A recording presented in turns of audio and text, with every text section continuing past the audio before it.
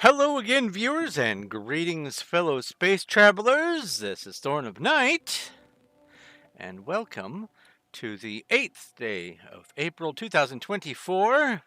Hello, Emma. Hello, Cuddles. Hello, Showtime. Hello, anyone else? Happy Total Eclipse Day. I hope everyone had an enjoyable day. Uh, some people were in the path of totality, others were not.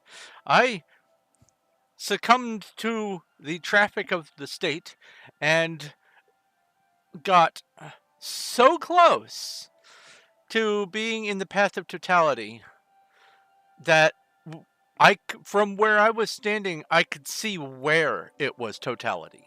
I could literally see the nighttime in the atmosphere. I could see it. But such is life. You were in class. They didn't even, during the eclipse, they didn't even let you go outside and have like a science thing so that students could, you know, learn like little pinhole through paper or anything like that. Nothing.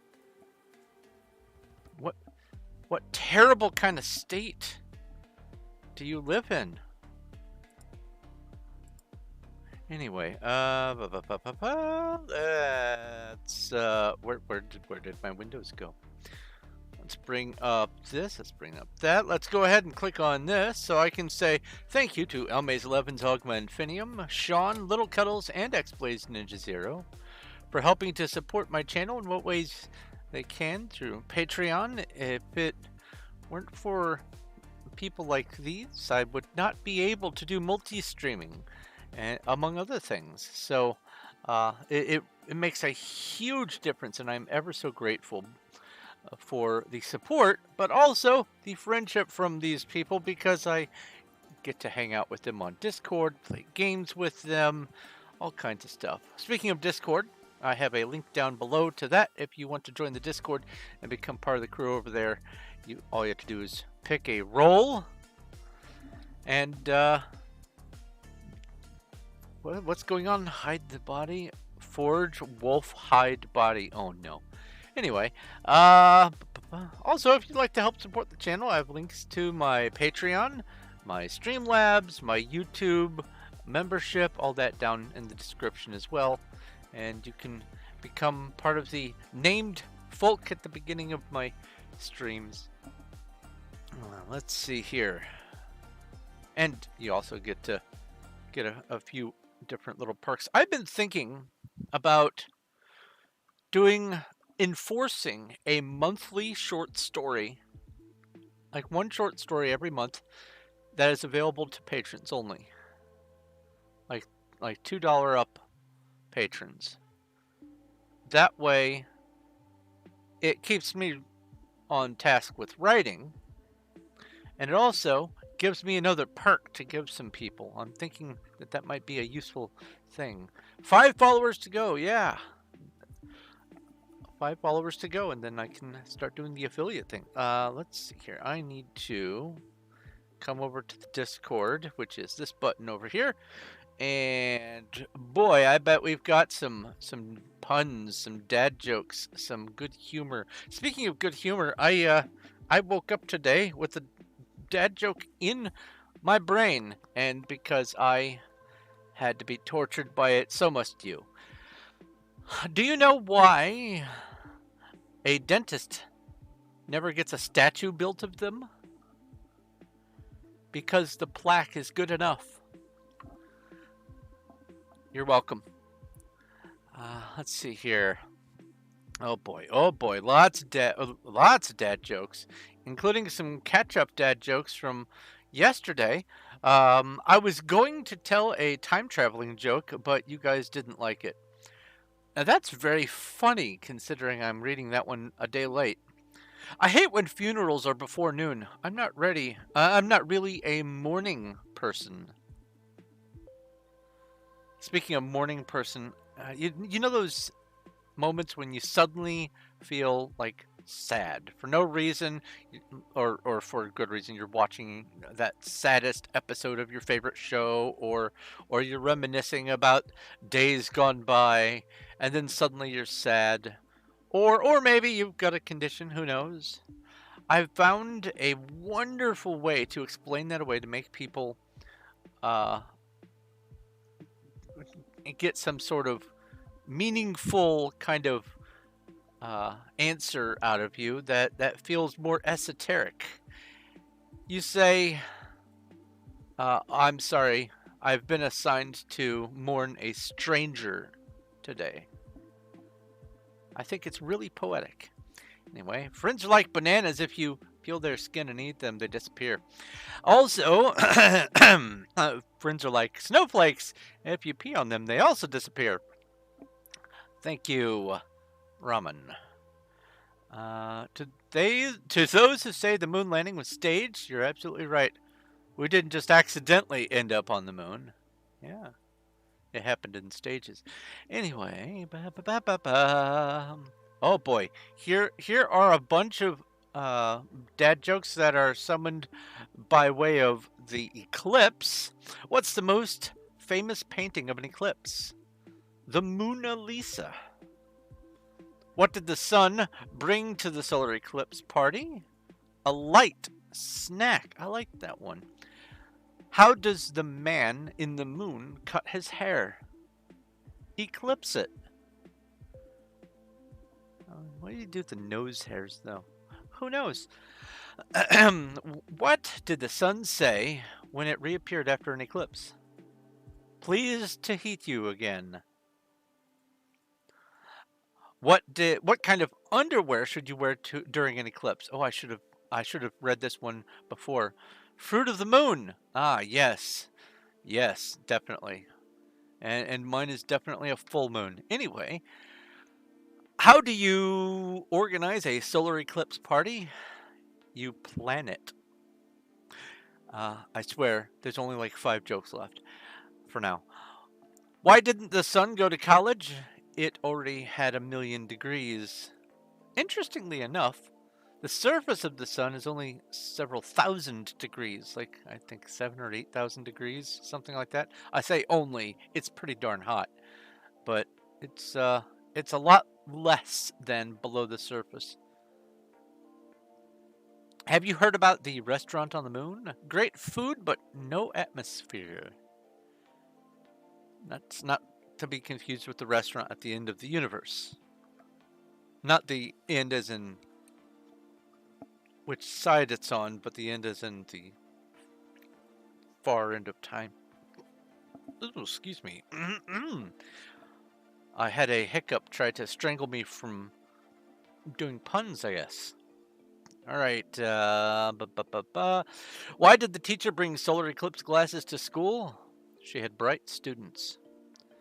All right, 2 more. These are not necessarily solar eclipse. Sore throats are a pain in the neck. Oh, man, too soon. Too soon. And to the person who stole my antidepressant pills, I hope you're happy now. That's always a great one. Hello, Zach. Let's come over to Minecraft. Let's bring up the chats on the top so that I can see the chats. There's a horde of goblins. Our RPG battle. There is a Pokemon. Pokecatch. Man. Whoopee catch at Zach. Whole bunch of stuff happening. I caught a 17% Zach. Yeah, boy. Alright. Back over to the Minecraft multiplayer. What have we got? 283 people. Either it's late or there are people who just can't see because they forgot to wear their sunglasses.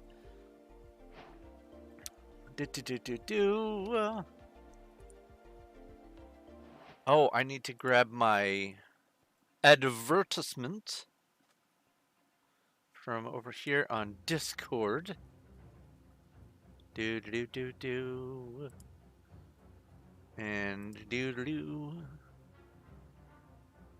and copy.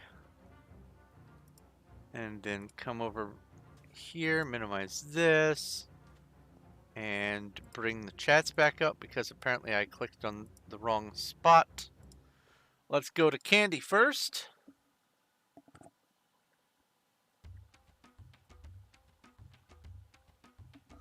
And then fly over to here.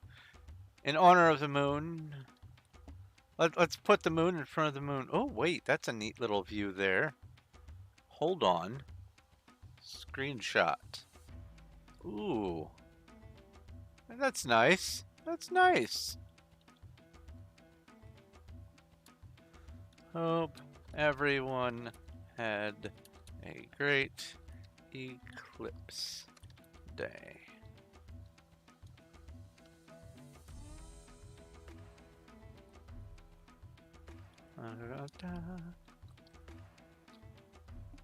Hold on. There we go. Also,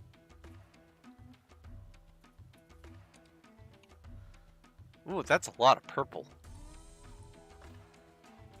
And now I go. I don't know the shortcut. Let's see here. OPSB? No. OBSB? No, it's not one block. OSB? SB? No. I don't know. I do not know the shortcut for getting to one block.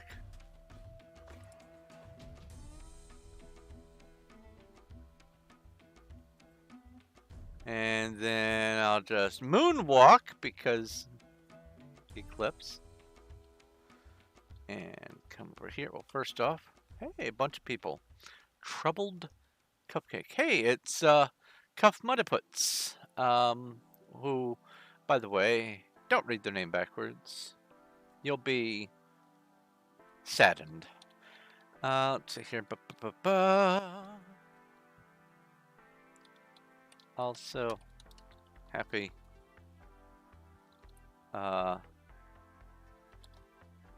eclipse day.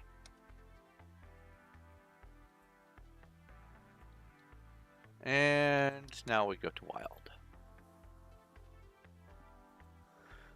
And I go, well, first P time at noon. And P weather clear. I can type. Okay, PV2. I have 4 shulkers of Chiseled Deepslate there. PV10. I have used all of those. Oh, looks like I have to make some more Chiseled Deepslate. Unless, no. 1, 2, 3, 4, 5, 6, 7, 8. Let's just go ahead and do this at the start of the stream. So how is everyone doing today?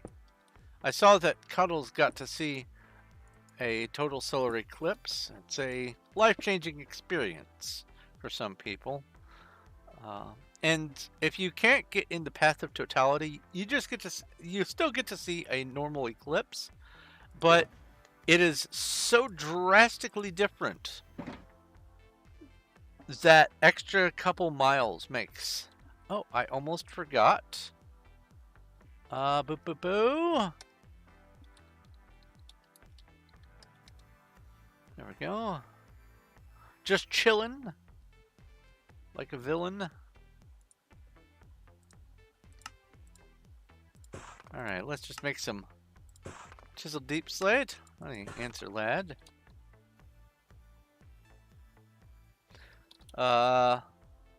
Splendid.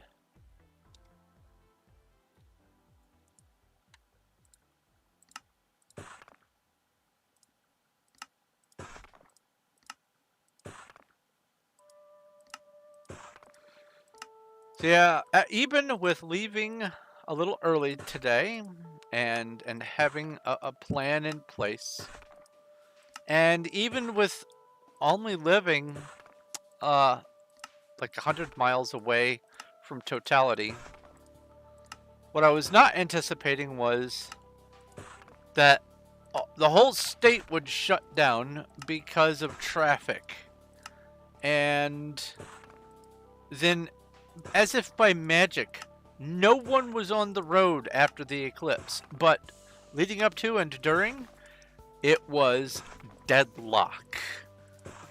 And then add to that the accidents that happened and Snarl City. It was unfortunate. I didn't get to go to where I was hoping to get to for seeing it in totality. Maybe there might be a next time. I might be able to travel to one and plan in advance, and then the day of, it might probably, thunderstorm or something.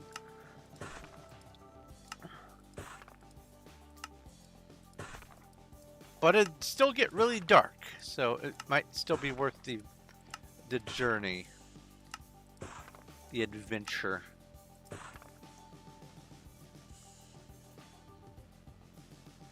Major wave of guilt and joy at the same time? Why guilt? That you get to see it and others didn't? You finally got to see one. I'm so glad for you. Total solar eclipses are basically a once-in-a-lifetime thing, especially if you don't travel. Eclipses happen often enough, solar and lunar. As a matter of fact, just 7 years ago there was a solar eclipse, but it was just an annular solar eclipse. It wasn't total. But today, solar eclipse. Absolute total solar eclipse for some people. Oh, you weren't alone watching it, Cuddles. You were joined by literally millions of people at the same time. Looking at the solar eclipse is a unifying experience. It brings out all the science deniers. It brings out all walks of life to witness the sun. Praise the sun! As the character from... is that Elden Ring, or is that from Dark Souls?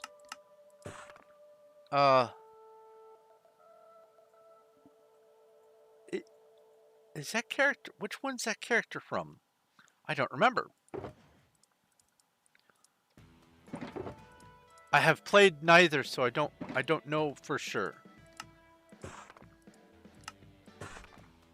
Oh, a horde of bandits has appeared in Twitch chat RPG battle.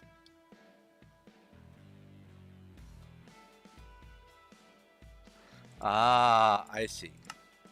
No one to watch it with.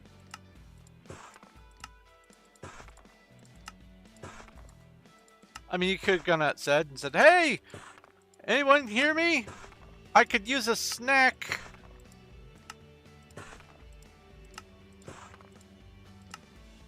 People tend to be more charitable during events like this. Except on the road. Except on the road. Boy, I couldn't even leave my county. And it wasn't for lack of trying either. Oh, and this pile here.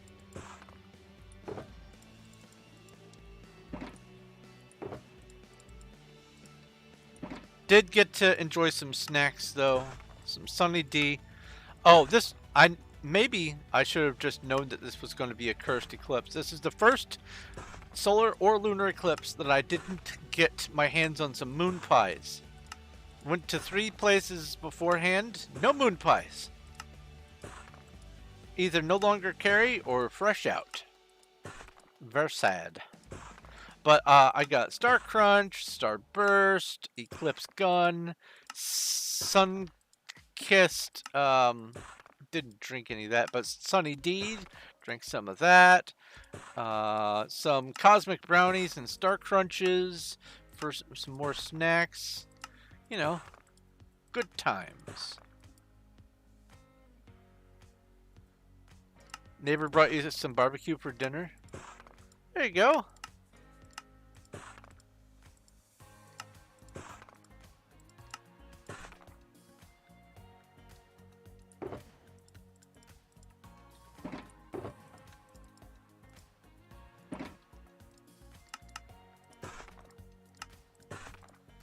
If it had been a little later into spring and the leaves were more full on the branches, you could have seen a really neat spectacle, because the sun shining through the leaves turns into eclipsoid shadows, like lots of little crescents on the ground, tons of them. We brought a colander out.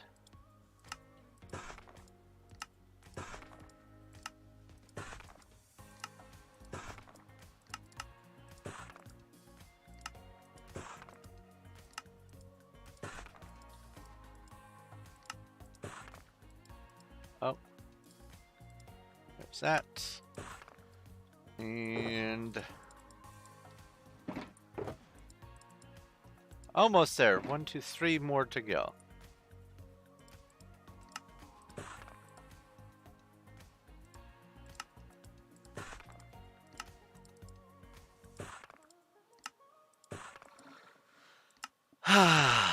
Man, oh man.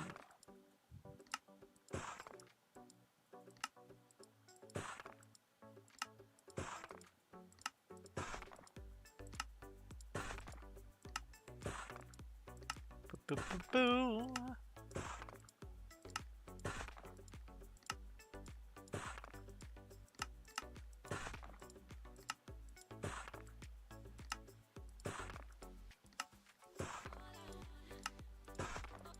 So, what do you think? Do you think Puffy is going to try to keep me from working today again? Or do you think they got it out of their system?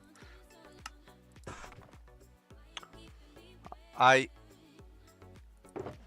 could temporarily enable PvP in my claim, and I could just wallop them, but I really don't like to do that.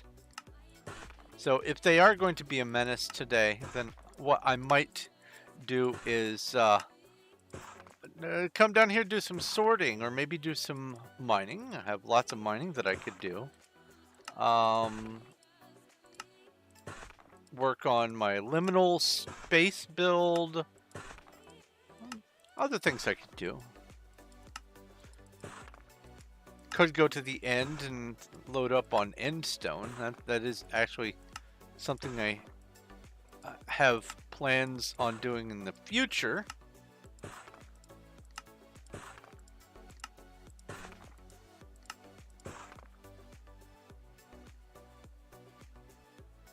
Oh, there is a Salandit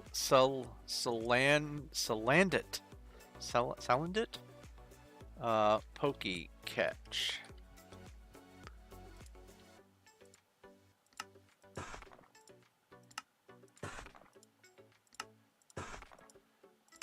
I have to presume that's also some sort of salamander reference.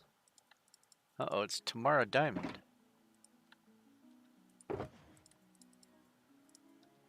Here today, gone tomorrow. Oh, this one's already chiseled? What? Hold on. Did I start?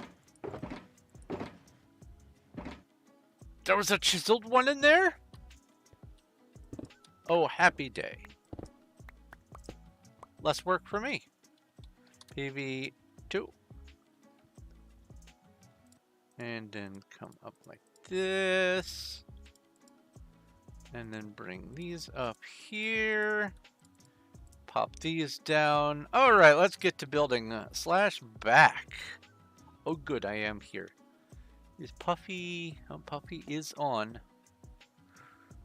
There's the llama that made Puffy upsetting. I did, after the stream last week, I did come through and finish this layer after Puffy was no longer on, so that I could move on with my life. But let's get going. It's a pre-evolution to the Salazzle, the female-only Pokemon. Ah!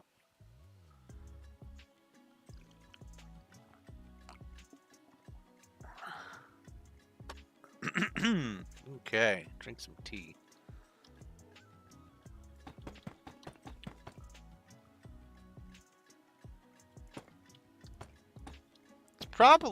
They're probably female only because of I don't know if this is true for all reptiles, but many can perform what's called parthenogenesis, which is, oh, this must be the border of a new vertical chunk. Hold on. Yep, there's the dark blue line.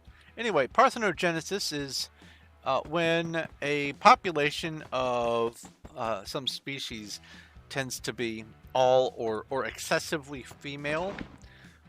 Some species can just spontaneously make a fertile clone of themselves because they donate both sets of DNA and make a new baby and to pass on the DNA. Some can also spontaneously change gender, but most of the species that do parthenogenesis are female only, except the Komodo dragon. They're all male, which is really weird when you think about it. How did the males make the babies? PV2.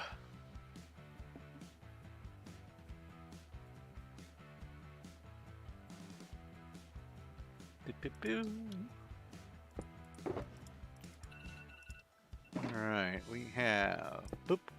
Hey! I didn't have to go chasing it down to the bottom of the build. A horde of slimes has appeared. RPG battle.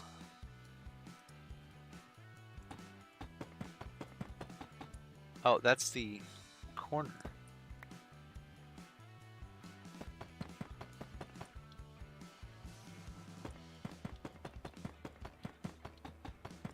Yeah, all things considered, I think today was a pretty fun day. Definitely have a bit of a sleep deficit. To the point where I had considered continuing my nap earlier.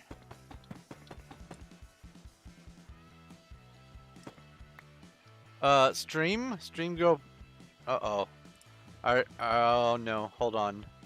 Did it do the thing? Nope. That says 4 days ago. So my stream is still good.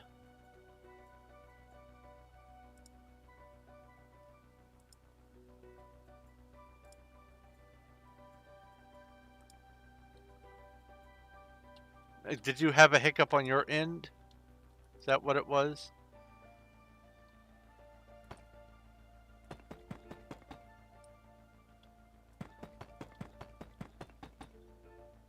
It did go through a short buffer.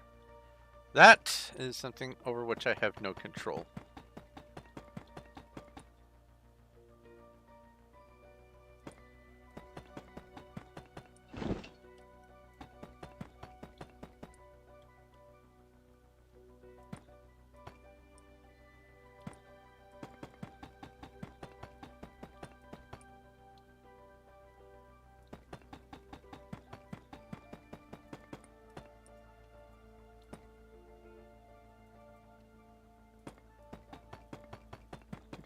Do.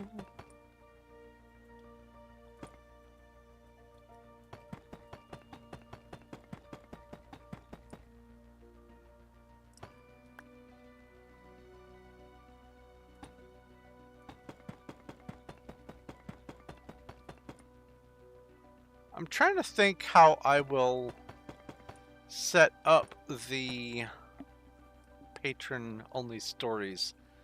I think because not all people use Discord, I think it would be ill-advised for me to have people also have to join the Discord in order to get access to things that they have access to through Patreon. So I think what I'll just do is have the files as just standard, like either text or document files or whatever, like Word, or probably most likely just raw text, but have it available through Google Docs and just make it available to people who have the link.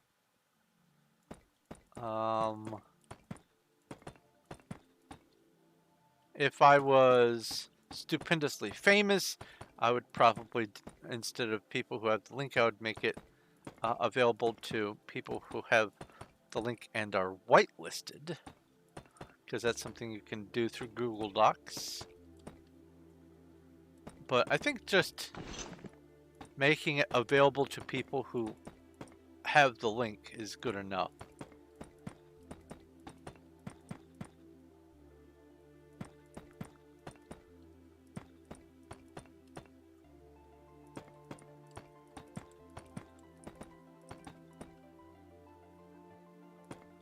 And the fun part about it will be you'll get to see my unedited first or second or third drafts of stories. That might be a little fun.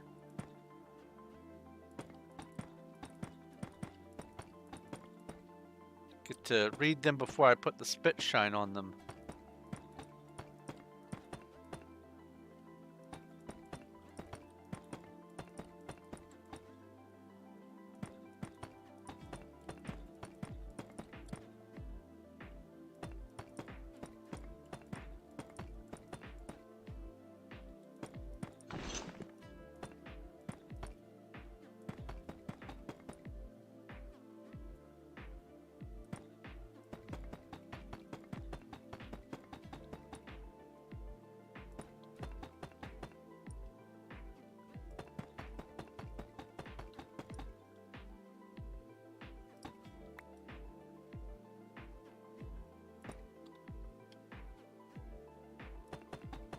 You have to force it to restrict just my stream to 720p.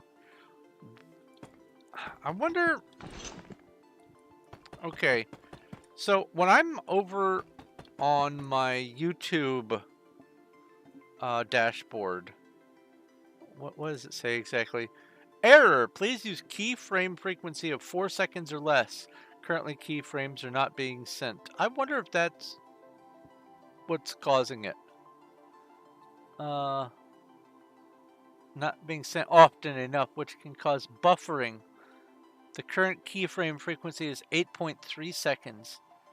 Note that ingestion errors can cause incorrect group of pictures sizes.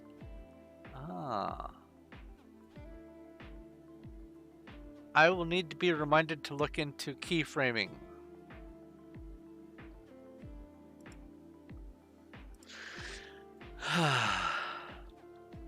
Always something.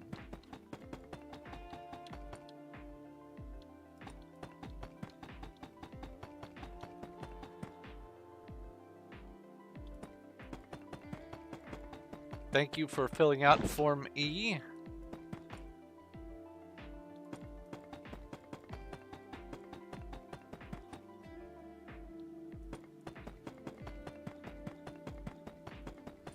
So I had a lot of fun playing Infinite Craft on Saturday. I was also going to play it on Sunday, but I realized I needed to give my throat a rest. I couldn't just keep on talking. And good news, my throat does feel a lot better today, so that's nice. And also the neck pain is gone and all that. So the brunt of the issue is past. I am on the mend. But on Sunday, I did do some more playing of the game, and I found some zingers of first discoveries that are just I'm dumbfounded. I mean, some of them are just outrageously nonsense, but I found some that are just chef's kiss. I don't remember them off the top of my head. I have them saved elsewhere, but yeah, I'm looking forward to pushing forward with that game. Oh, there is... Oh, there's not a fight. Okay, never mind. Oh, right. Harvest. RPG Harvest. Do I have anything planted? I do not. RPG Inventory Wheat Seed. 29. So, RPG Plant 9 Wheat Seed. Sweet. Or wheat, as the case may be.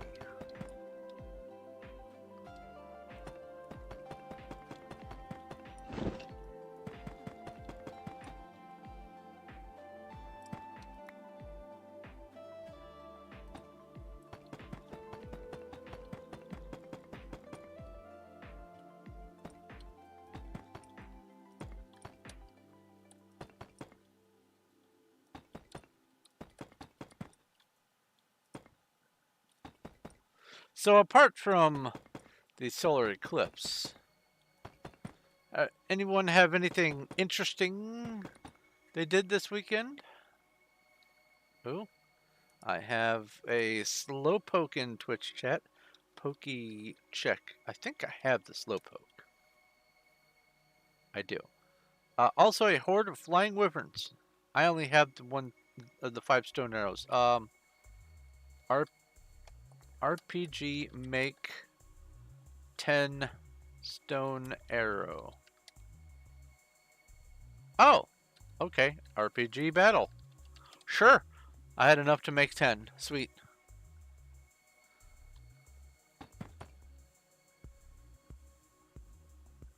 What? And I still only defeated 0 of them. Really? Okay. RPG make 100 stone arrow. Let's see how many I can make. I think the limiting factor is the feathers. And I think it needs 2 feathers each. So that would be 34. So RPG make 34 stone arrow.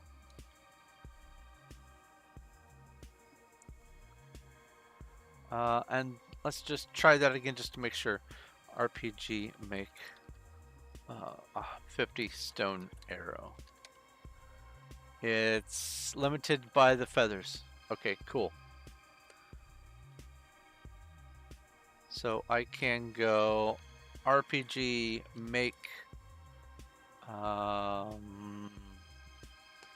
10 arrow shaft.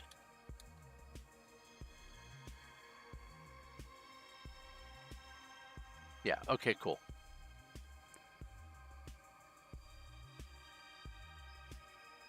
No feathers involved?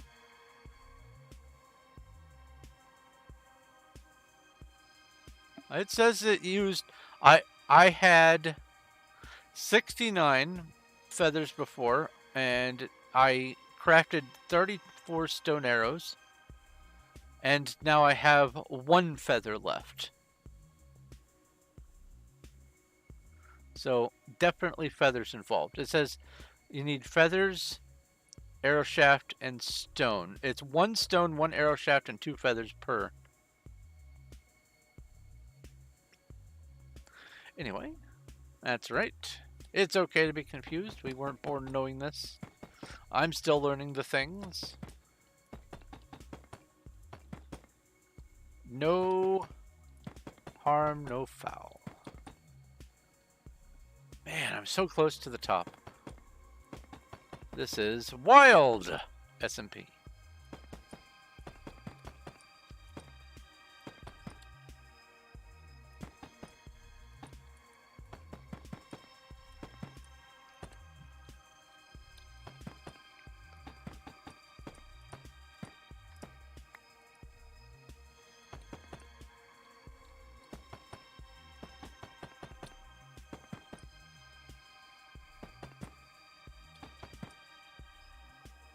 I got, unrelated to the things I was pursuing normally on Infinite Craft. Uh-oh. It's Puffy.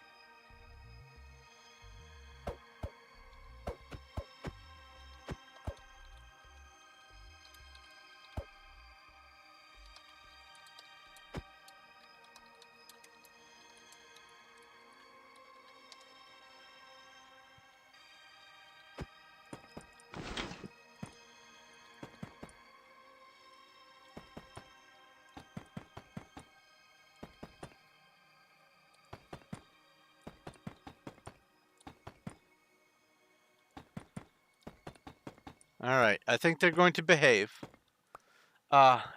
Anyway, I was... Oh! I found, through some sideways experimentation, I found some additional, terms on Infinite Craft that I was missing. Some of them, I can't believe I had not found them before, and they just kind of appeared. But I'm hopeful that I might be able to use some of these new terms for some fun in some future streams. I'm designing streams based around themes of word groups to kind of have a general gist of each session.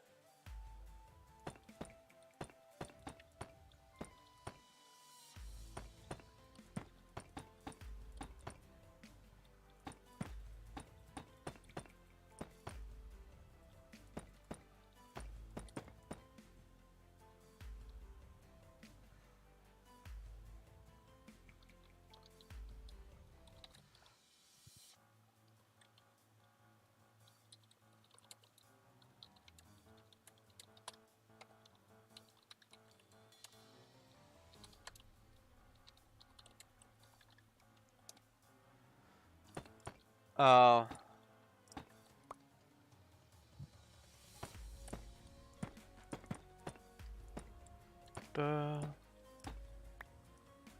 they say lol, as if it's something funny. They know I want to keep it. I can't babysit the llama. I can't safeguard it from their animosity, but yeah, look at that. They're just laughing it up.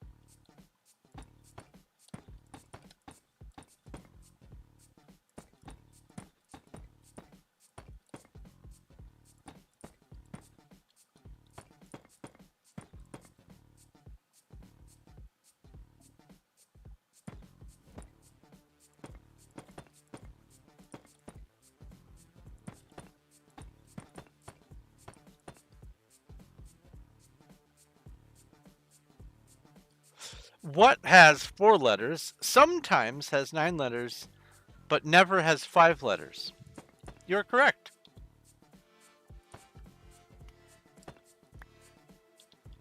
I'm glad that public education is being put to good use.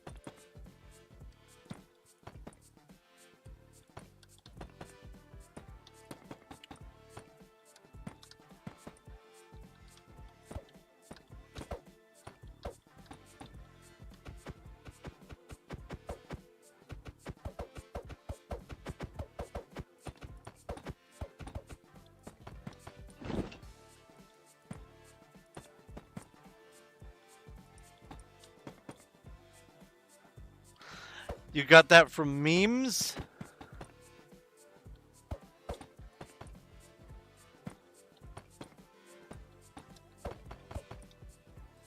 Well, it sounds like you're looking at the right kind of memes. Not that there's necessarily a wrong kind of memes, I guess. My favorite kind of memes are the Eldritch Garfield memes.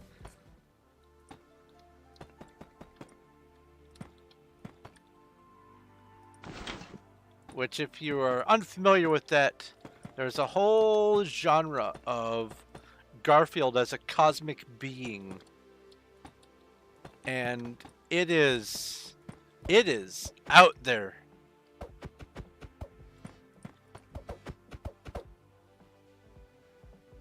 Is this some sort of apology for killing my animal? Thank you for the Chiseled Deepslate.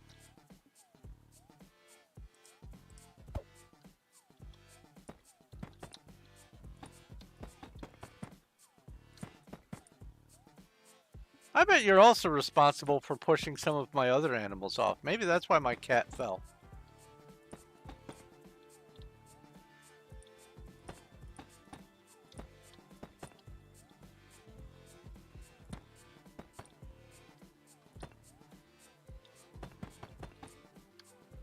Ooh, a horde of bandits. In Twitch chat, RPG battle?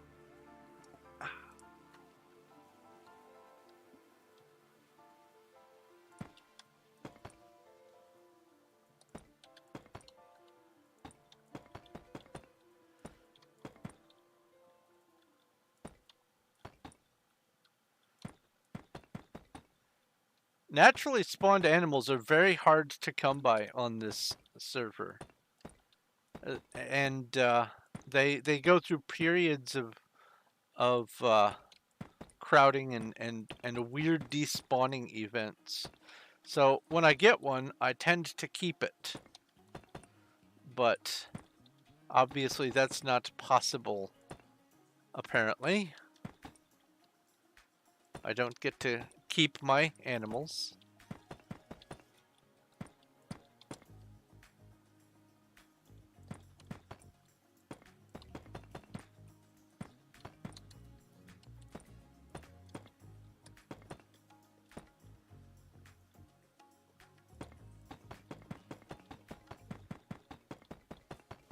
Oh. Boop, boop, and boop.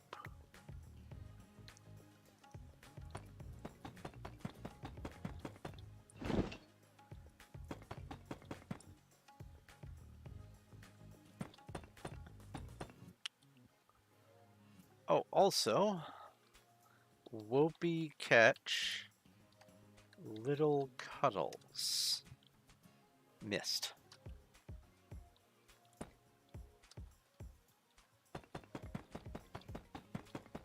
Both of my little cuddles are below 50%, and I want to see if I can get a better one.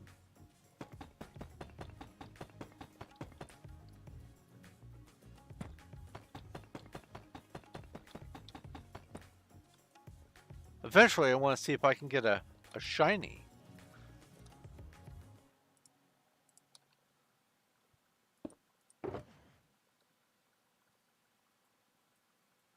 Oh, you do what you're doing, Cuddles. You're fine. You've got a lot going on. I am so glad that you were able to catch the eclipse before you had to move. that makes me feel good. A dark little ray of light.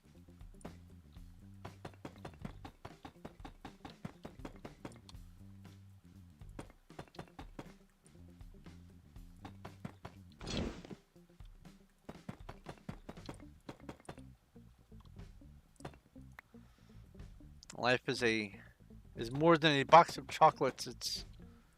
It's a collection of events, some good, some bad, some memorable, some utterly forgettable.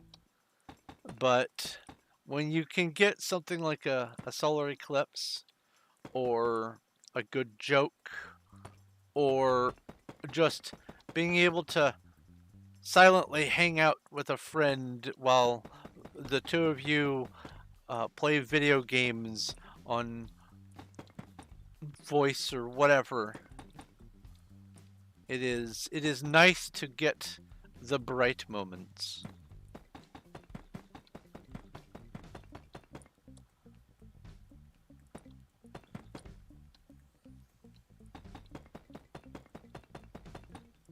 So you do what you need to do, Cuddles. Your life is way more important than watching my little old stream.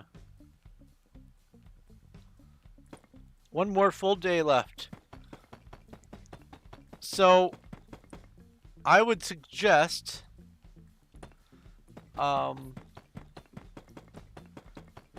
trying to make some sort of checklist of what can I absolutely not do without? What for sure would I absolutely regret forgetting to pack?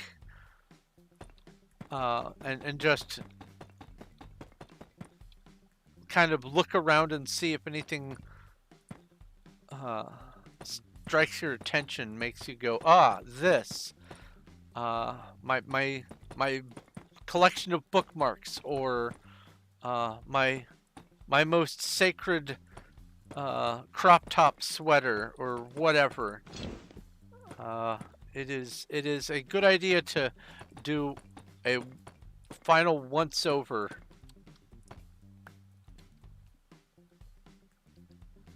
A gossifleur. Let's see here. Pokey check. I think I've seen that one before. Yeah, mine's like a steel trap. Rusty and illegal in 17 states.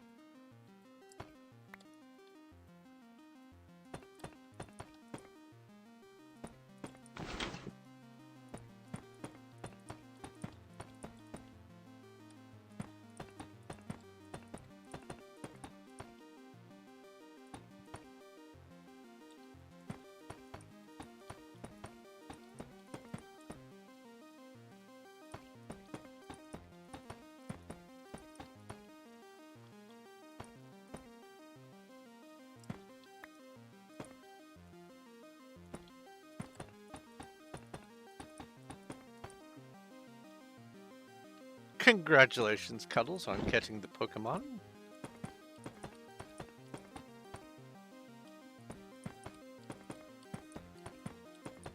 So I think I mentioned this in my previous stream, but New York just recently, like on the 5th, had a 4.7, 4.8, something like that, magnitude earthquake.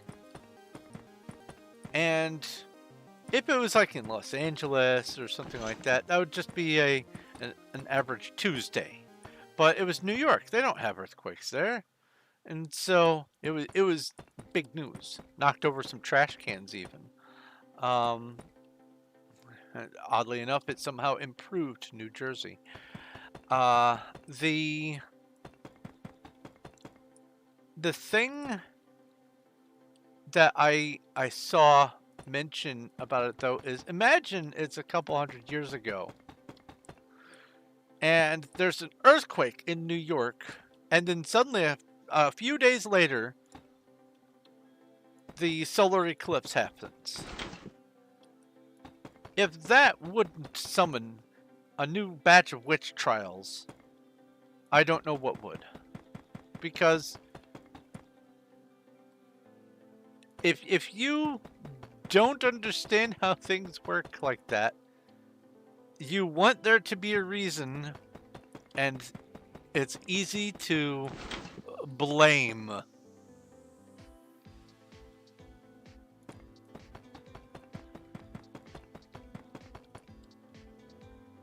Sometimes the actual reason why things happen is because they happened. People don't like that, though.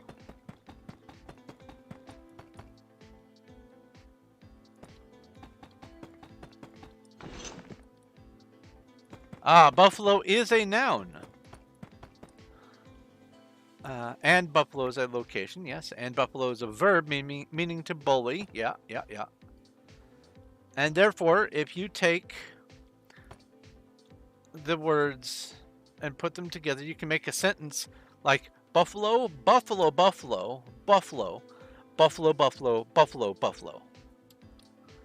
And it's a proper sentence. And interestingly enough, what you don't usually see mentioned is you can keep expanding that sentence by 2 more buffaloes each time and it still makes technical sense. As long as you add 2 more buffaloes each time,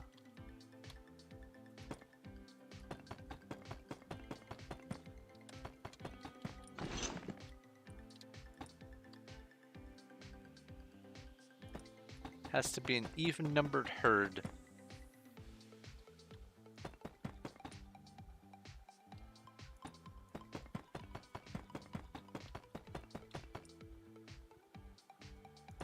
Oddly enough, that's not the first time I've thought of the word buffalo today. And it's not because of New York either. It's because of Weird Al's song.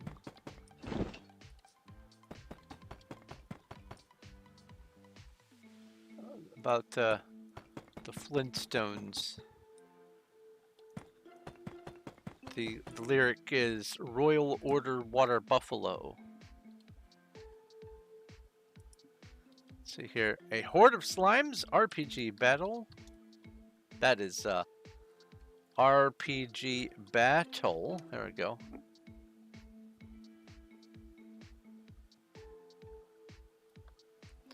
Oh, you can do the ask a question. Ask a question has text to speech.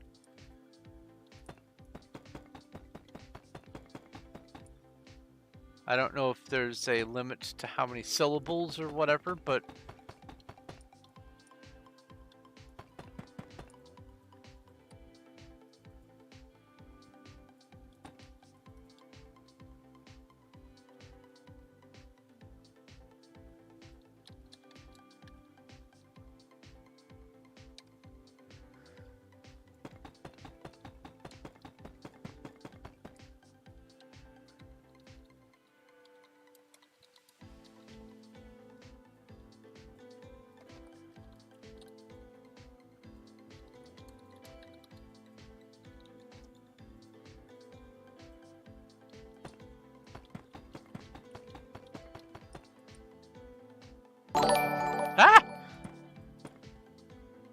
Emma the Eldritch Zoroark has redeemed Ask a Question.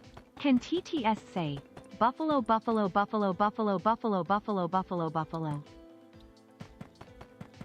apparently it can.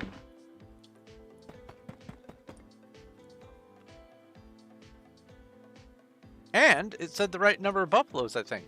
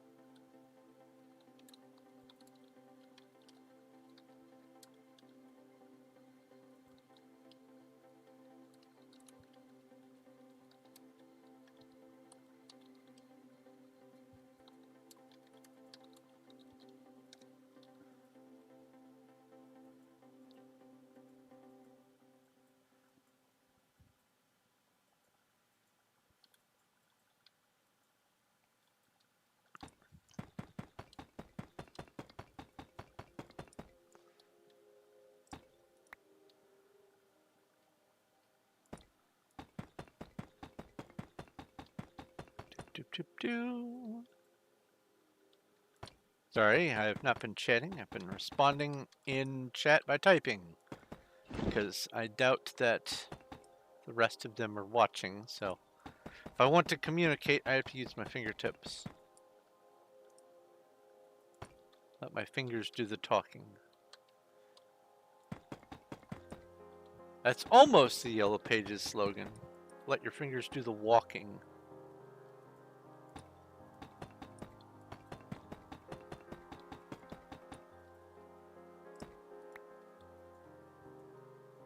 You're watching? Well, thank you, lad.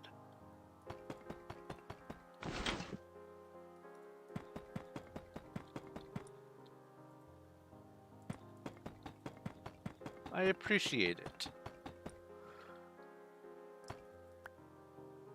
See, this is not a like lag issue, the invisible blocks. What's going on is the save files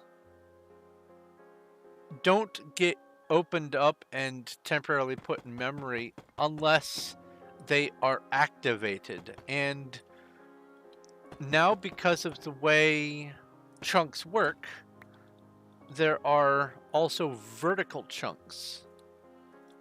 And so, because nothing has appeared, if I hit F3 and G, you can see the dark blue line right here, which is different from the yellow lines and the light blue lines down there. You can see that. The dark blue denotes the edge of a chunk. So if I cross this dark blue line, I'm in this chunk now. And then same thing over here, and then same thing over here. But chunks also happen vertically.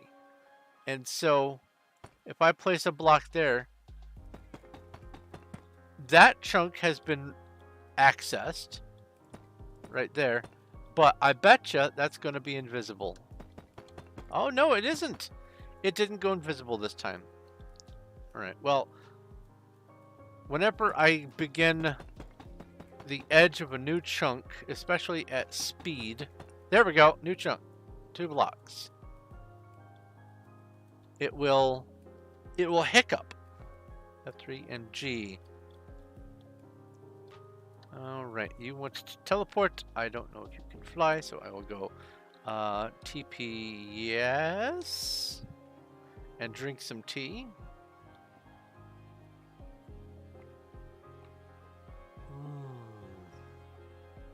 Tasty. Be careful, we're way up here.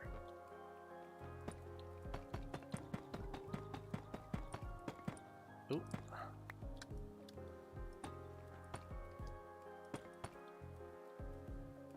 So conflicted. Hi, Hoff. How are you? Did you get to see some solar eclipse action today, Hoff?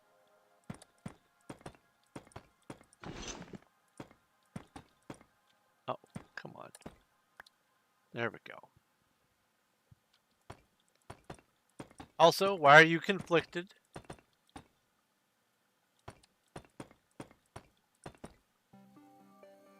3 of your favorite streamers are live. Oh no! Time for stream roulette.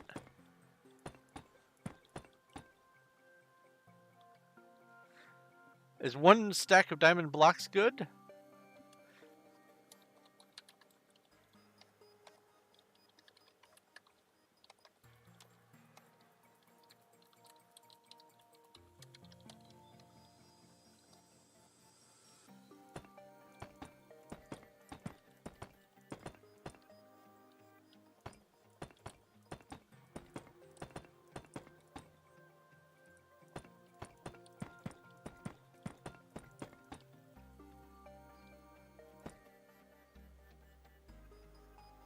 Give you things for an Ami kit. Oh!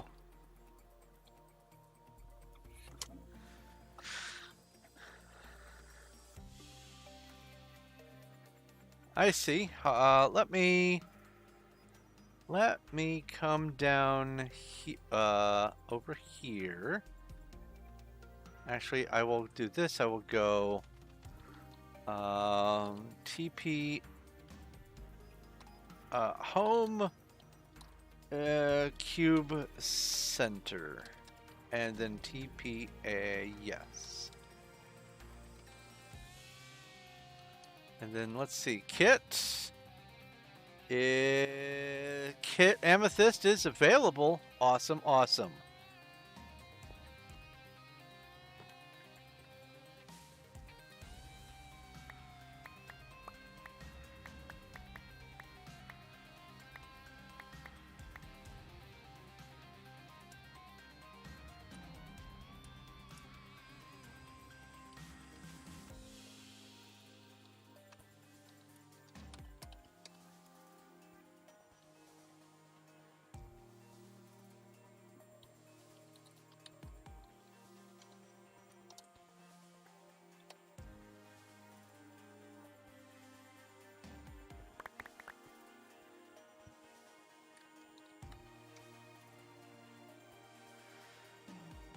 So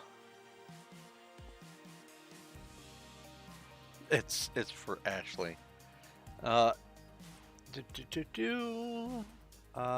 Slash back and then PV2. Yeah, they wanted to get another amethyst kit. That will be the last one for them for a while. I've already given them at least 3 amethyst kits now. And the reason why they want to have them is so they can impress their friends, to make their friends think that they've gotten the amethyst kits themselves. And of course, everyone wants to look important in their social group. I understand that. But sometimes it's better to introduce friends to new friends instead of pretending that you did all the work. It is a mark of the quality of a person.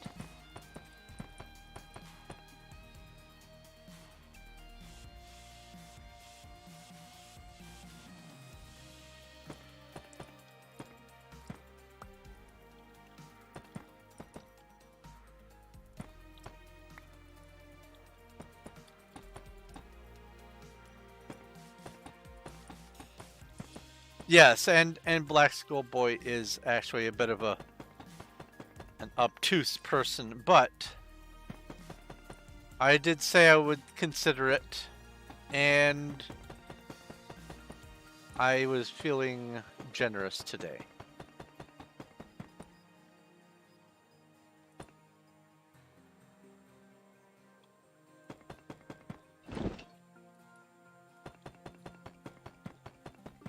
Do.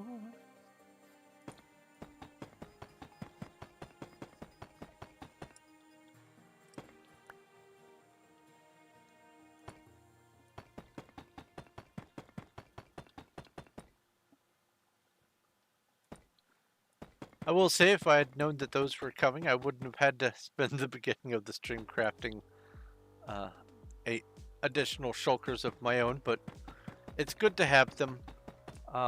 I honestly should have crafted them off camera anyway. Between streams, but I did not allow myself the chance to do so. I believe I was sort of in a bit of a hurry to end the previous stream. Boo-boo-boo.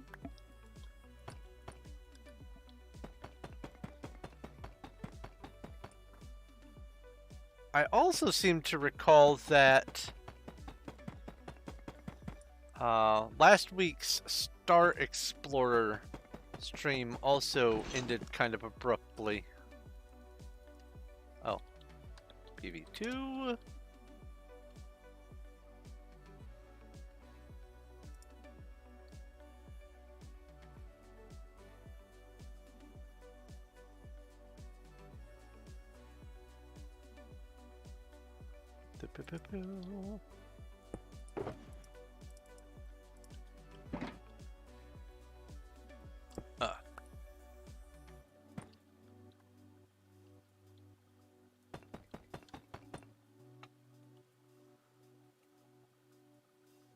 Wait, the automod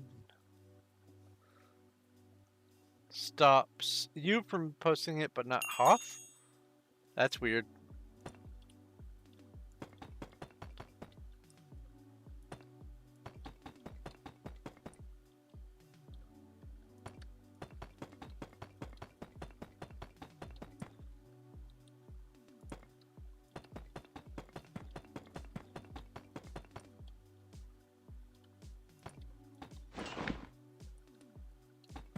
Also, I didn't get a notification for you posting it.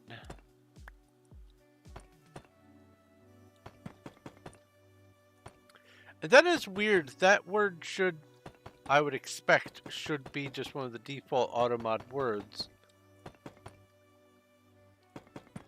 And I think technically I have two different sets of automod going.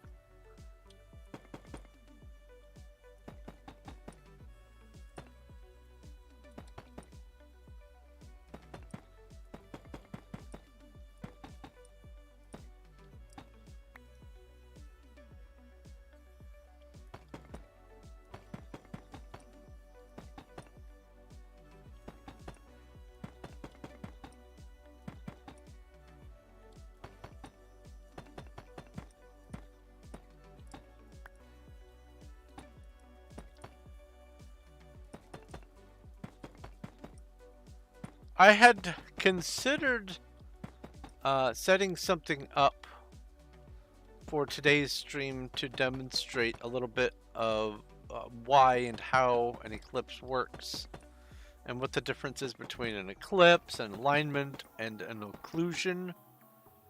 But the more I thought about it, the more I realized the limitation of 4 chunks render distance, it just doesn't lend itself well toward that sort of a demonstration. So if I'm going to do something like that, I'm going to have to do it like on a single player map or something like that. I'll try to get something figured out. It'll be belated, but maybe I can use Minecraft to demonstrate a an eclipse.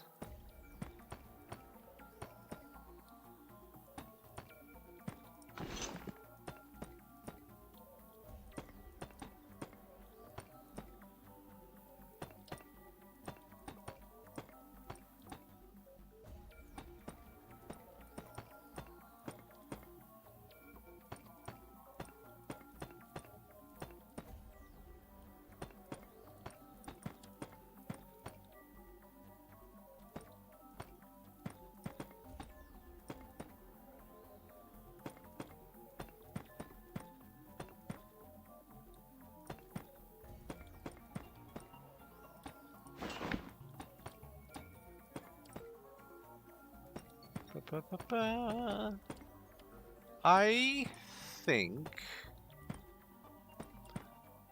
that, well, once I get the thing set up appropriately on Patreon and on Discord, I think I know what my first short story is going to be. My first new one, I should say. Because I have a few in the chamber that I can put up. Actually, that might help me just finish the stories that I need for the horror book. I need to finish Amber, but combination of dragging my feet and also not giving myself enough time to just sit down and do it. Amber is a bit bigger. A short story I can crank out without hardly any thought. Amber, however, is hundreds of pages, and full-size sci-fi novel, and like it's 2 or 3 times the size of My Father's Son, and it needs a lot more polish to finish it up. And I do feel bad about not getting it done yet, especially with as long as it's been since the inception of it. I originally wrote the first draft in just a few months. I think 8 or 10 weeks, something like that. Oh, there's a Horde of Sirens. RPG battle.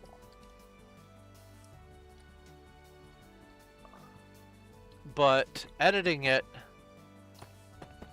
has taken way longer than it should have. The first time I tried to edit it, I had everything all lined up, and then I had a file corruption that made it so nothing was retrievable. And this was after having spent a long time getting it just the way I wanted it before. And it kind of just made me have a bad taste in my mouth, and I just didn't want to work on it for a long time. A sort of a minor depression, I guess. But now it's daunting is what it really is. And I need to just sit down and force myself to go through it, because at this point 95% quality is better than no percent published, and I need to just do that. But until that happens, I can work on short stories, which only take like a couple of days to make.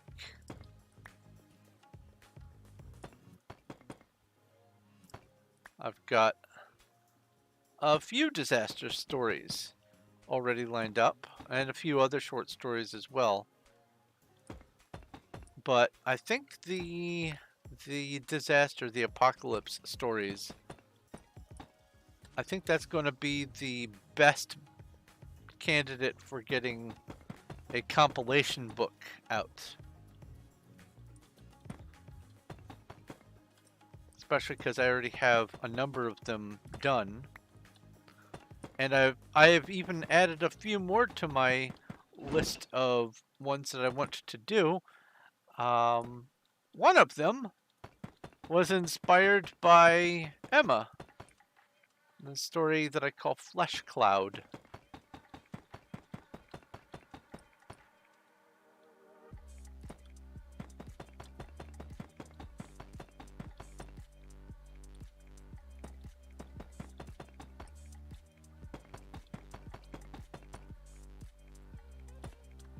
That ought to probably bring back some memories.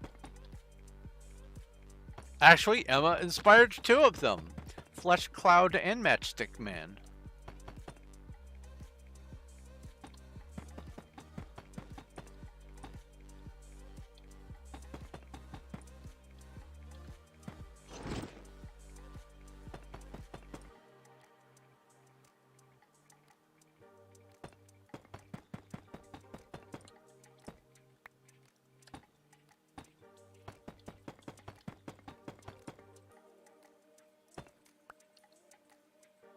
I can't tell if you just simply posted nothing. Oh, there we go. It took a while for it to load the wiggly GIF. That's what it was. Speaking of wiggly GIFs, I can't get that kobold right. I can't. I can't get it to work right.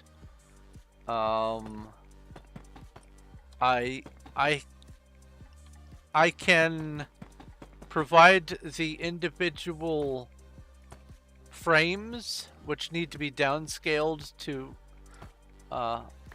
fit the appropriate file size.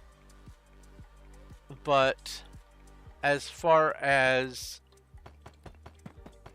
merging them all into one animated GIF and getting them all to fit within the file size limit, I'm having no luck with it. I thought that I could maybe shrink them all down to tiny size, but I kept getting an issue where it wouldn't let me do below a certain size for whatever reason. I don't know. I don't have all the best and the brightest software. I just have the right know-how. I have been working on it. Stunfisk! That reminds me, something I wanted to talk about. First off, Pokey check. Do I have Stunfisk? I do not. Pokey catch. So, an asterisk.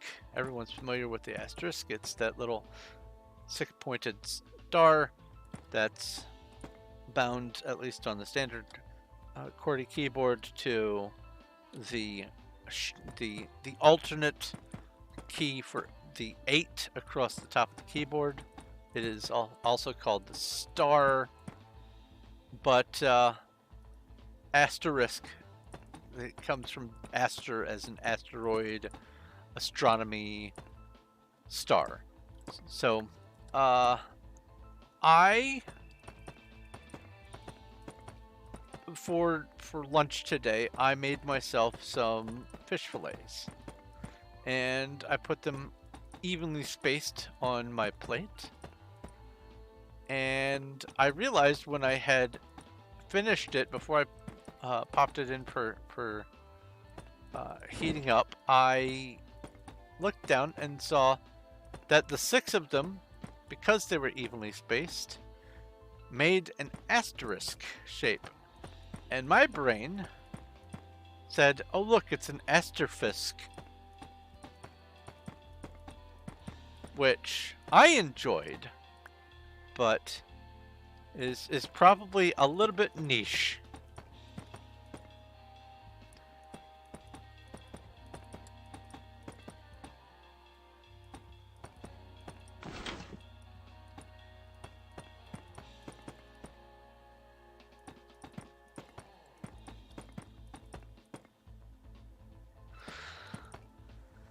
No one caught the Stunfisk.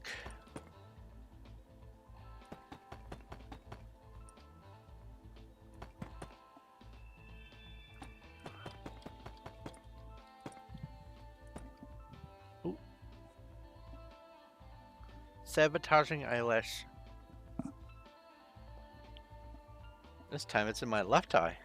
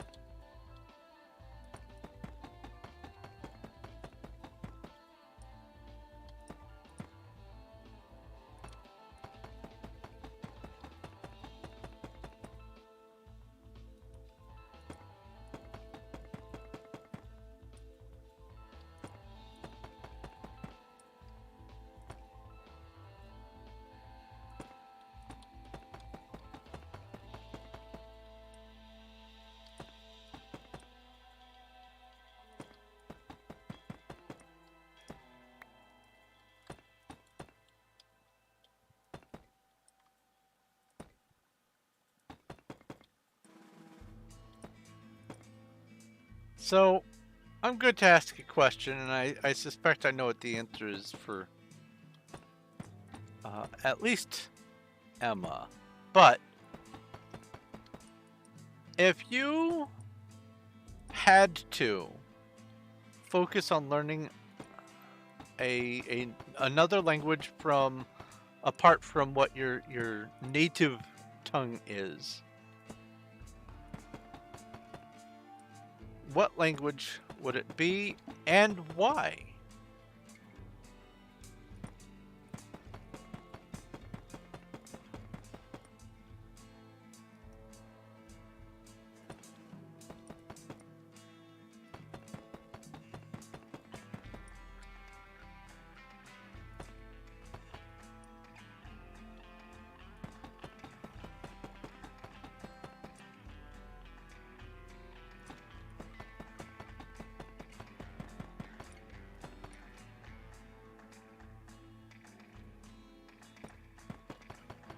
Correct. In any old language.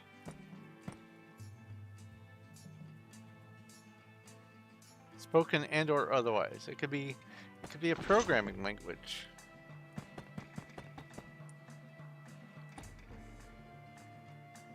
It could be German. It could be Lovecraftian.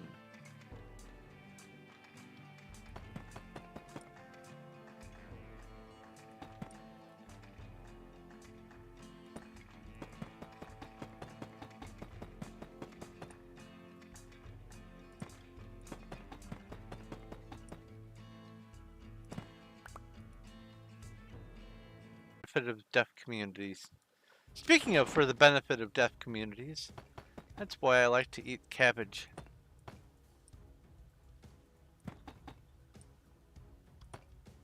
They can't hear farts.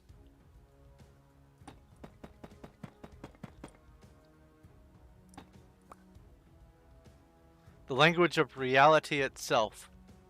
I hear that the language of reality is made up.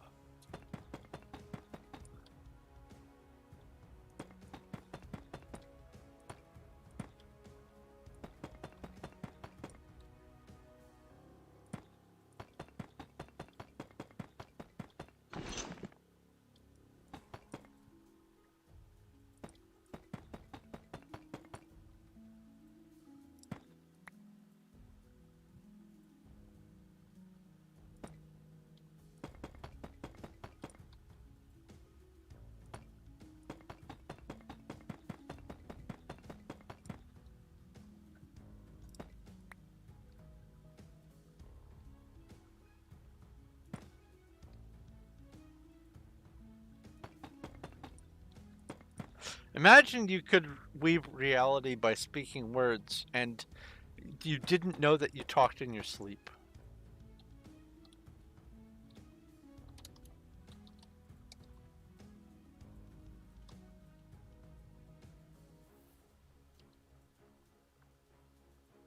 Oh, I missed the harpies. Oh no! Aww.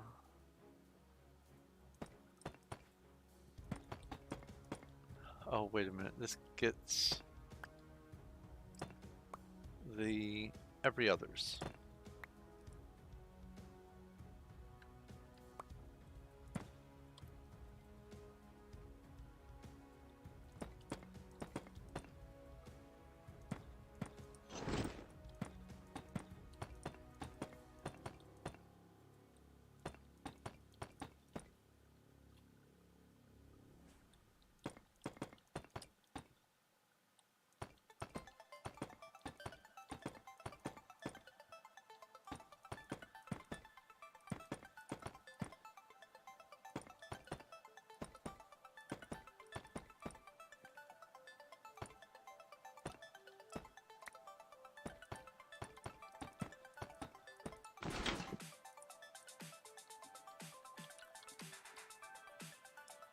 Next.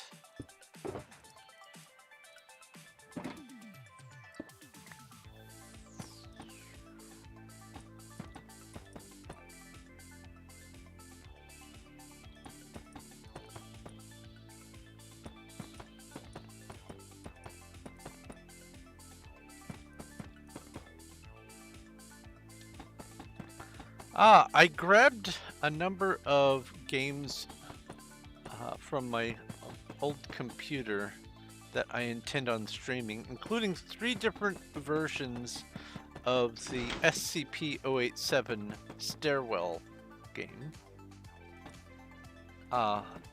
And, oh, you want to trade. PV20. Boo. What are we trading here?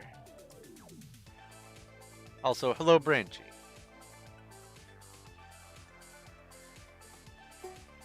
Much thank yous.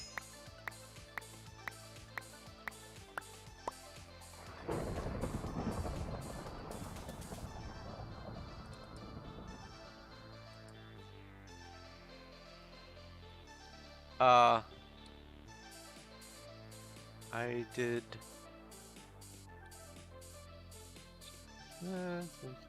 Oh, okay. I'm doing this. All right.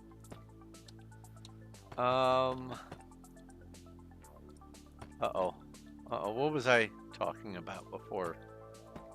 I got distracted by a trade.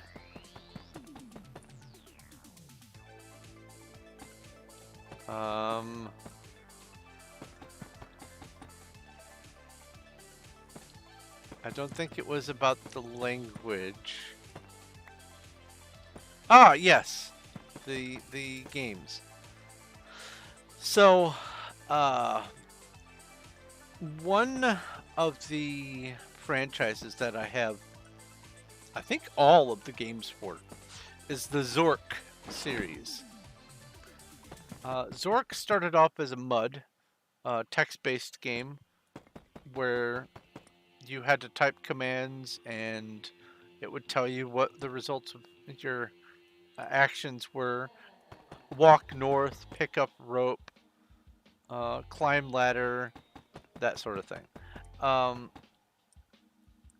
And then eventually it expanded to having graphics, and it just became this really lore heavy and just fun franchise. But my favorite game in the entire franchise is Zork Grand Inquisitor. Oh, you're playing Dragon Ball Z. Nice. Zork Grand Inquisitor is just... It is, of the Zork games, it is the S tier game. It is great. And I fully intend on playing it in a stream. Just starting and finishing the whole game one stream. It'll probably be like a 6-hour stream, something like that, but it'll be worth it. But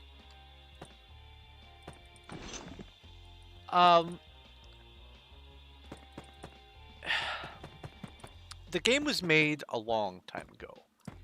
A long time ago. Back before modern resolutions. But it wants to go full screen. Problem is, if I play this game, then it takes everything else in my entire computer on both monitors and just plays merry heck with them. It is a mess. Everything zooms all the way in to the point where you can count the pixels on your icons. It's just awful. But if you try to Alt-Tab, or Alt-Enter rather, if you try to Alt-Enter so that it is not full screen, then for some reason it wants to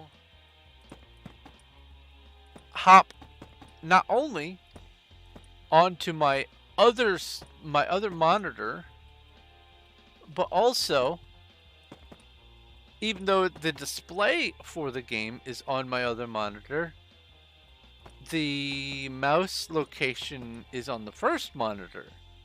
But it knows that it is being displayed on the other monitor, and so when I click in the appropriate place, it actually clicks on my desktop or whatever, and it tabs to my desktop and bounces the resolution around again. So I'm gonna have to figure out how to get this game to run like in windowed mode from the start, so that I can enjoy the game and have a chance to be able to stream it. Because it is a fantastic game. It is very funny. It is so well put together. The story is great. The puzzles are wonderful. It's just an all-around great game, and I really do want to play it. But modern computing is going to make that tough.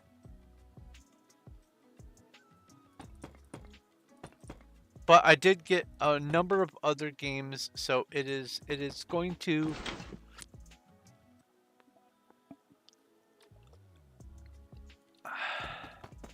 it's not going to satisfy me if I can't get Zork to work, but it will fill some of the void. Part of the reason why I wanted to get these games is, especially for the SCP stairwell games, is because on Star Explorers, when you're on a ship and you hear the buzzing and the humming of the air and all that kind of stuff. Oh, ooh, there's a horde of boars and there's a Cranidos. Pokey catch and RPG battle. But when you're on an alien ship, that humming sound of just the atmosphere is almost the same as at least a couple of the SCP games that I've got. And it has been making me want to play them for a while. So I went ahead and got them. And while I was over there, I also got Zork and a few other things. But I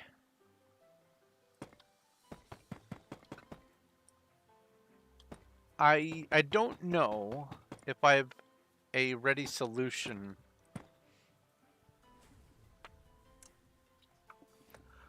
I remember something about the platform that it runs in, ScumVM. There is some sort of initialization file that I might be able to use to make it not be full screen when it launches, but I don't know if that's going to still work the way it would on, say, an XP machine. Because it's a whole other infrastructure.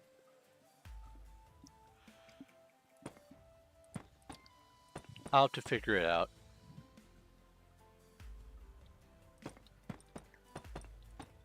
But I have a number of other small games that I will be sprinkling in between my main stuff, including some more Infinite Craft. I have dozens of episodes of that planned. Episode streams? Might as well be episodes. This week on Infinite Craft.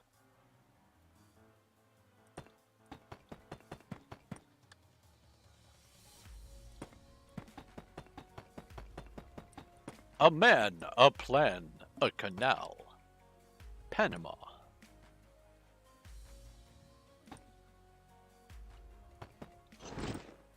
Seven out of 8 people are sleeping. RIP. I'm the only one who is not sleeping.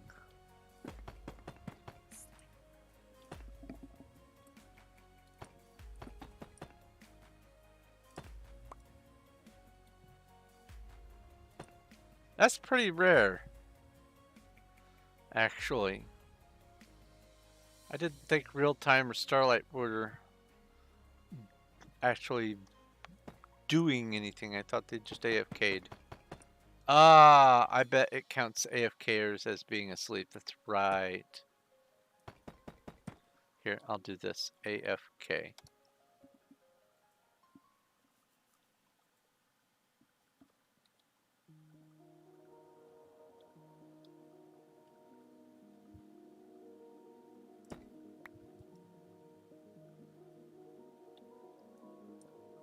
I can't tell if that made any difference. I have my thing set to perpetual daytime, so it's always sunny in Philadelphia.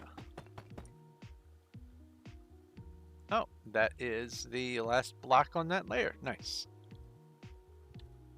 Next layer.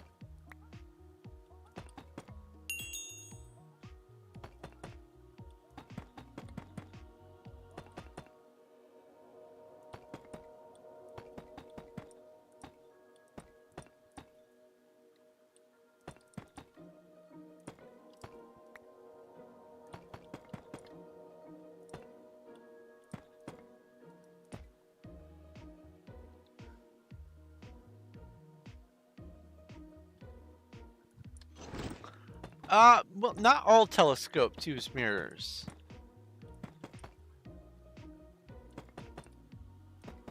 There's refraction telescopes and reflection telescopes.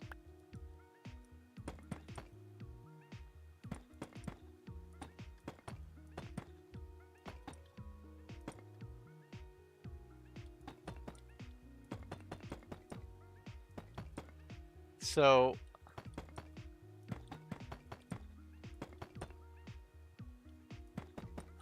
you know, maybe that's what dark matter is.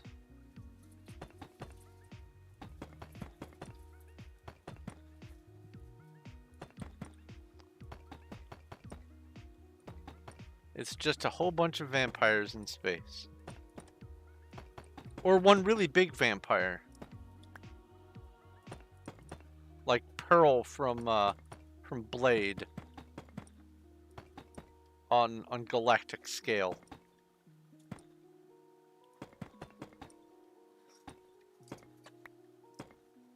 And the fact that I was able to recall the name of that vampire off the top of my head astonishes me. I haven't watched the Blade franchise in a while.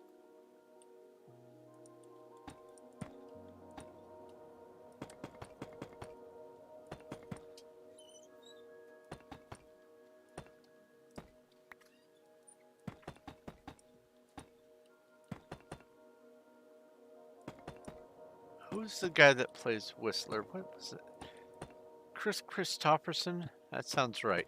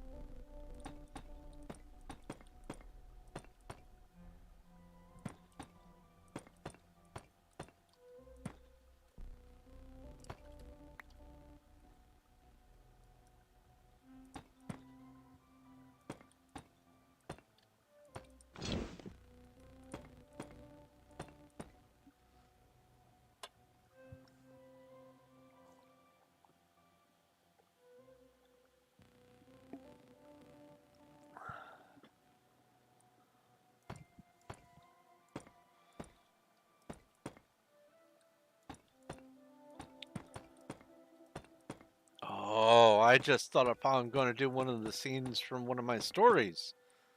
Ooh.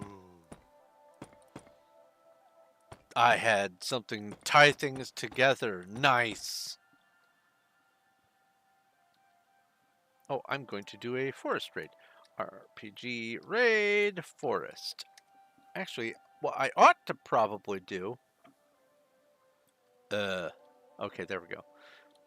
Is figure out how to make a better axe. Can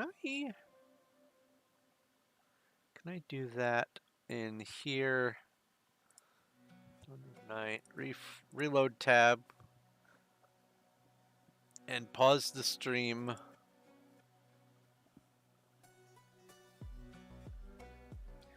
Let's see here. Bag. Crafting. Equipment, I guess? Or tools. Tools, probably. There's a stone pickaxe.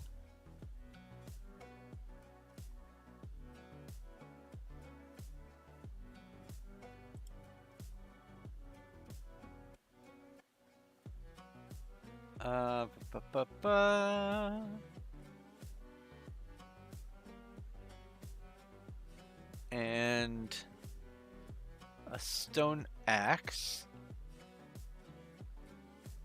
Oh, there's a horde of golems. RPG battle.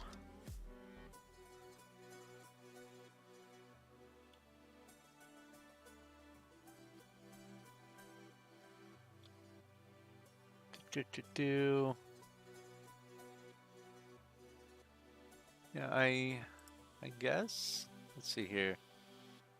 Guild. Oh, okay.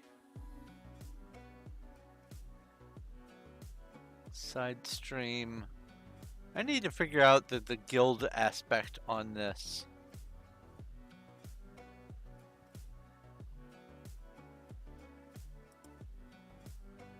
Anyway, let's get back to building. I feel like it's almost 2. I feel like I'm going a fairly decent pace. I believe I am on my 5th shulker.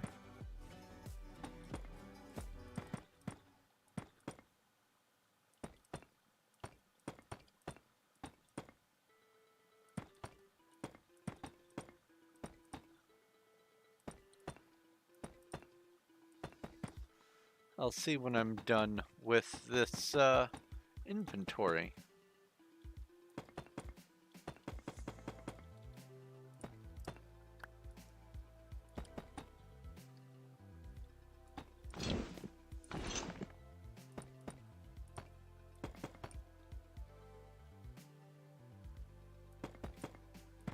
You shall return after a shower. Thank you.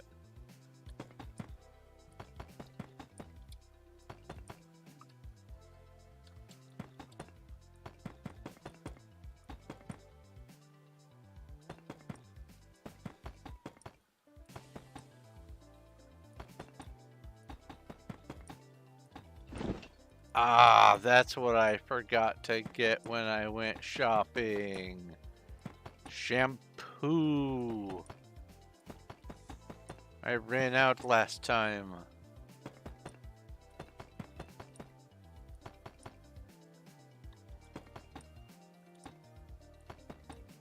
That's okay. I'll use the wipes.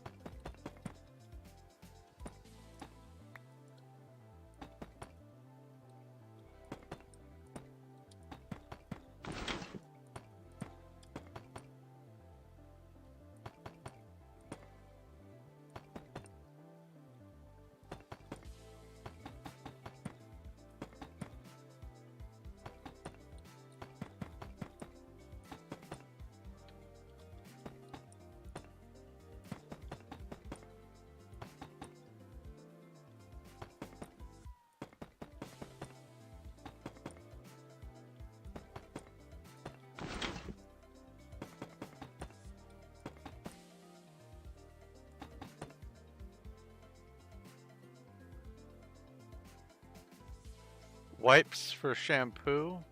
That sounds weird. Yeah.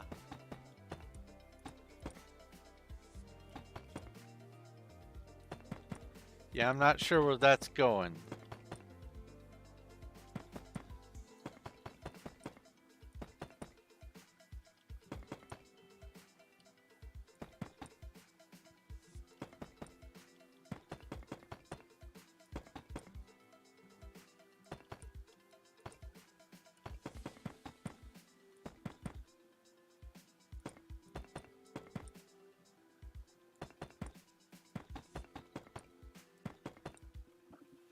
Ooh, I wonder if I can get my neck to pop finally.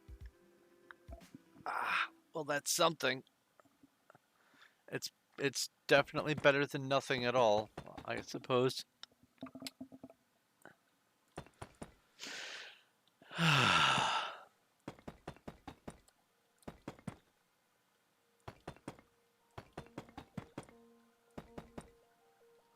A wild Inkay.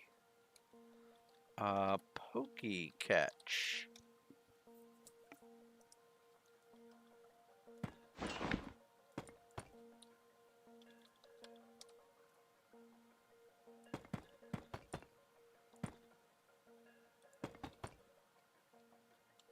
I'm gonna guess that it's a type of squid looking thing.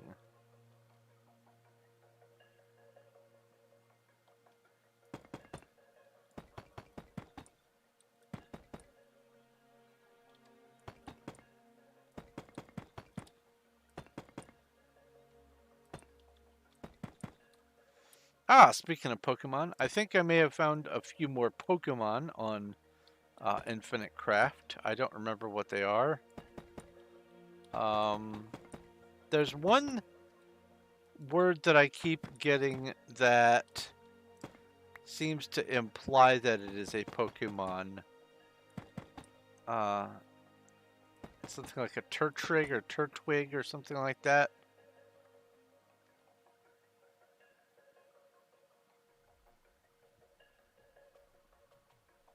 You had to turn your 3DS upside down to evolve it. That's really cool.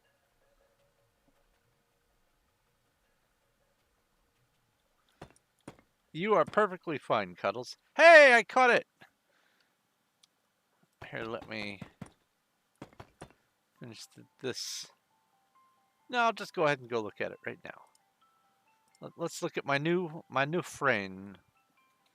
There's the shift tree. Refresh. Oh yeah, I got a Slowpoke. Ah, Inkay.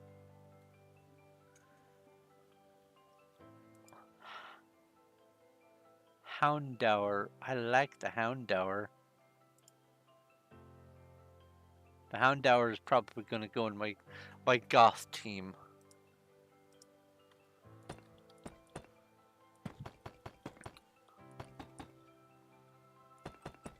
I'm trying to compose 3 different teams.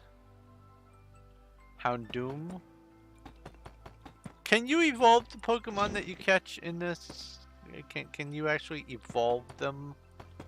Or are they just forever what they are? Because if I can evolve them... Ooh.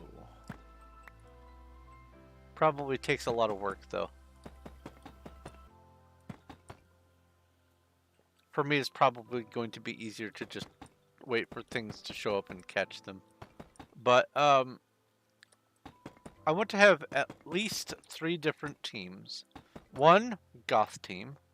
1 some sort of Eldritch Abomination team.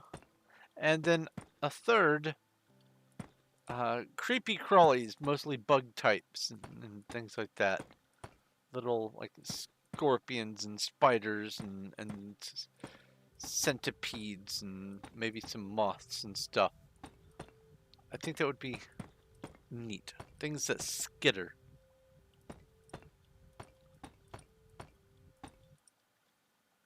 As humans, we are designed not to like things that are leggy. Skittering critters are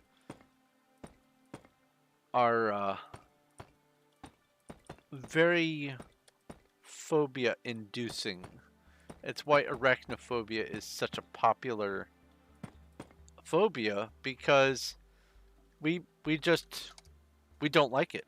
Oh no, I was on the 4th shulker. That's okay. I should still be able to get 10 done tonight. I'm confident.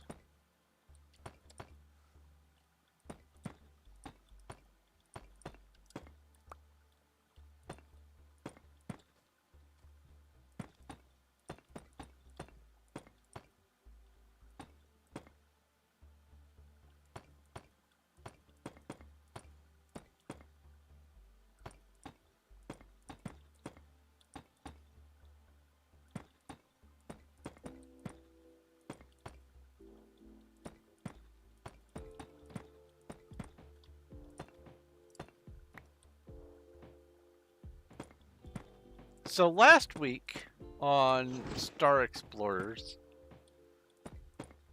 I found on a non-hot planet, I found my first radioactive creatures ever on this map that I'm presently exploring.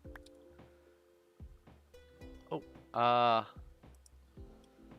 RPG Battle the Goblins. And oh, I should probably RPG equip stone axe.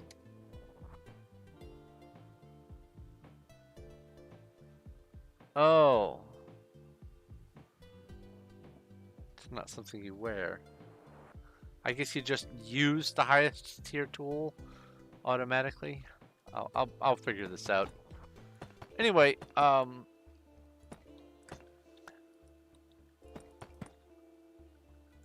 found my first radioactive life. So, especially with as many planets as I've been to, since I have been going to all of them anyway, that really speaks to how rare the radiation, wow, the radiation is. And it's looking like, after I'm done exploring this galaxy, what I'm gonna have to do is just zone in on only visiting hot worlds after I get the flex suit. Hello, 2S Sticky. Oh, why'd you place there?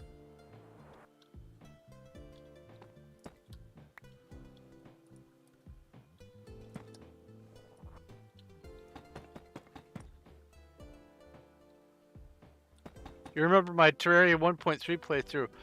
Oh, Terraria 1.3. That game has come a long way. I am going to be doing more Terraria with one of my coming series as part of a sequence of different games. But I have not beaten the Moon Lord yet. There are a number of achievements on Terraria that I still need to get, and I've been holding off on trying to get them until I am going to be streaming it. What I would like to try to do is see if I can convince my old computer to boot up just long enough for me to send my character files to the cloud so that I can have access to all the stuff that I had on my main character, the one that I spent all that time and effort on. But what's probably going to end up happening is I'll just have to start from scratch, and that's fine. But it is a shame. I did put in all that work previously, but sometimes that's how things go. But yeah, I am definitely looking forward to learning some of the new mechanics. I have recently started Starbound, which is, it sort of scratches that itch, but not quite the same. But I definitely do want to get Terraria kind of underway.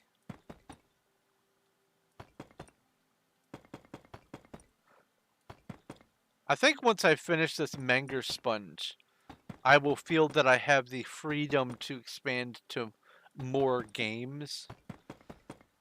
So probably around June 30th, sooner or later, I will be expanding to some more games like Terraria and whatnot. Or it might start that sooner. Depends on, honestly, how much of a hankering I have to just dive back into it. Because Terraria is a great game. And there's a lot to discover about it for me now. Whole bunches of new stuff. I understand that there's stuff related to getting your residents to live in certain biomes and other stuff like that. There's a whole thing. So I definitely need to look into that. But right now, I think my head is too full of Starbound.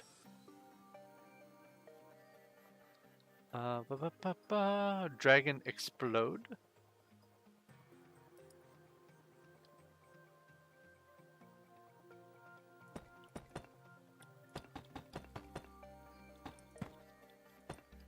Yeah, I was playing near the end of my last main playing of Terraria.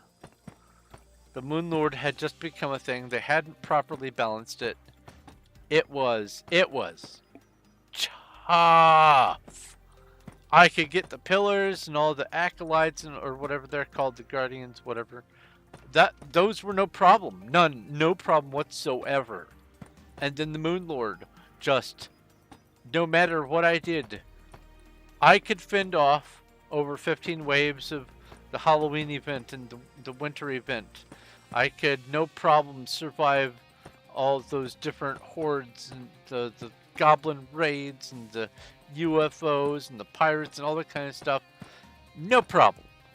That Moon Lord, though, man, I tried all the techniques that people were doing, and I just couldn't make it.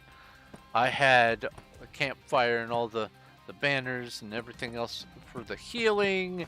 I used the properly kitted out yo-yos and everything else. It wasn't happening.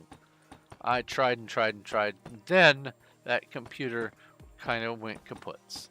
So it is absolutely doubtful that I will be able to rescue that old save file. If I can, great. I will be just gladdened. But I'm not gonna bank on it.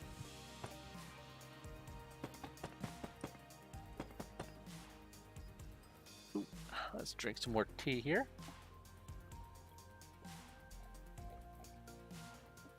Ah.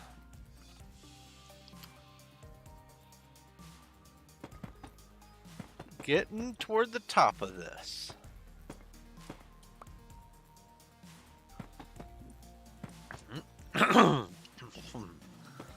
Apparently I don't know how to swallow tea correctly. Excuse me, sorry. That felt even more weird coming out of a sore throat.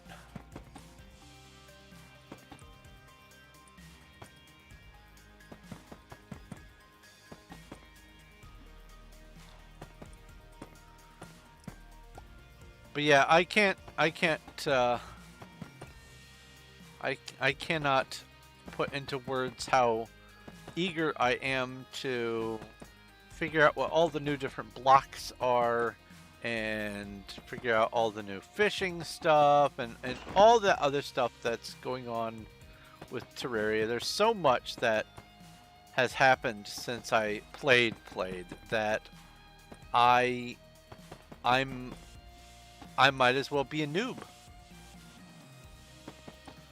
Bosses are slightly different. Some of the tools and weapons are slightly different. Armor, that sort of thing. Synergies have changed a little bit from when I played. It's like a whole new game. And I am all for it. But I also don't want to load myself down with too many game tasks, so like I said, it'll probably happen after I have finished this Menger Sponge. Honestly, I'm kind of waiting for this Menger Sponge to be done before I start a couple of different things.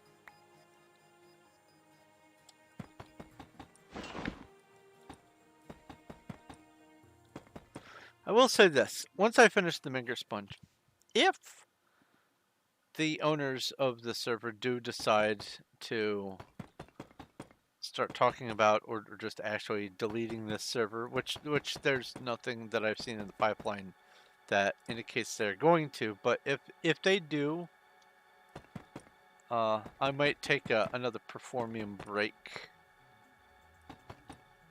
But if it's gonna stick around, I'm gonna stick around.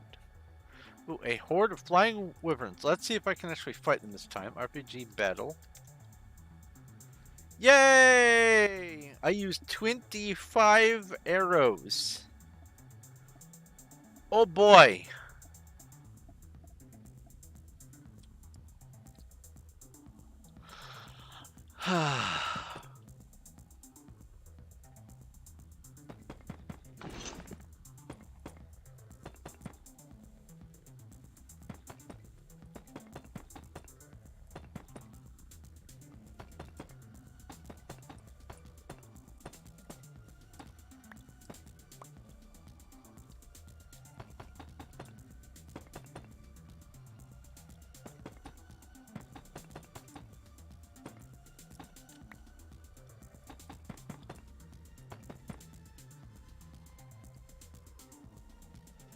Graveler escaped. Oh! Ah, there was a horde and a Pokemon. Ah, dang. Wait, don't I have a Graveler? No, no, I got Graveler on Infinite Craft. Isn't that like an evolution of Geodude? I think it is. Sounds right. Ow. Ouch. Ooh. We got 5 wyverns. I only got 1 of them. Definitely means other people are killing wyverns. Nice, nice, nice.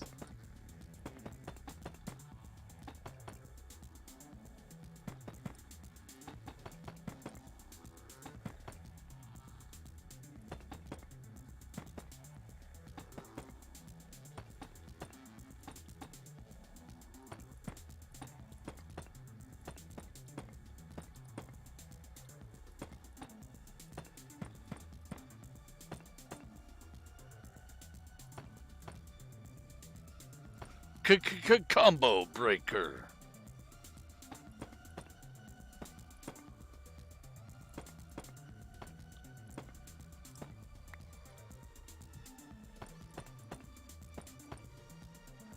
Oh, that's something I haven't had in a really long time.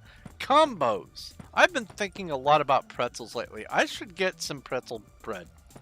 That's what I ought to do, is get some pretzel bread just to scratch that itch. I got some sourdough bread today because I want to make some, in honor of the eclipse, I want to make some moons over my hammy, which is a sandwich that's kind of egg, ham, Swiss, and American on sourdough bread, served at Denny's. IHOP? It's Denny's. It's Denny's.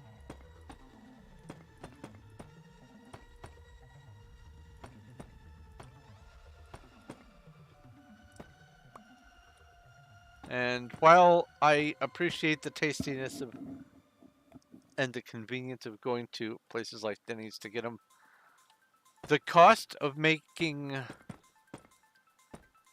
or the cost of getting a prepared Moons Over My Hammy at Denny's is almost the same price as getting all the ingredients to make 6 Moons Over My Hammy sandwiches myself. So, yeah, I'm gonna make it myself. Also, from what I can tell, the sourdough bread that I got is way better than the sourdough bread used at Denny's anyway.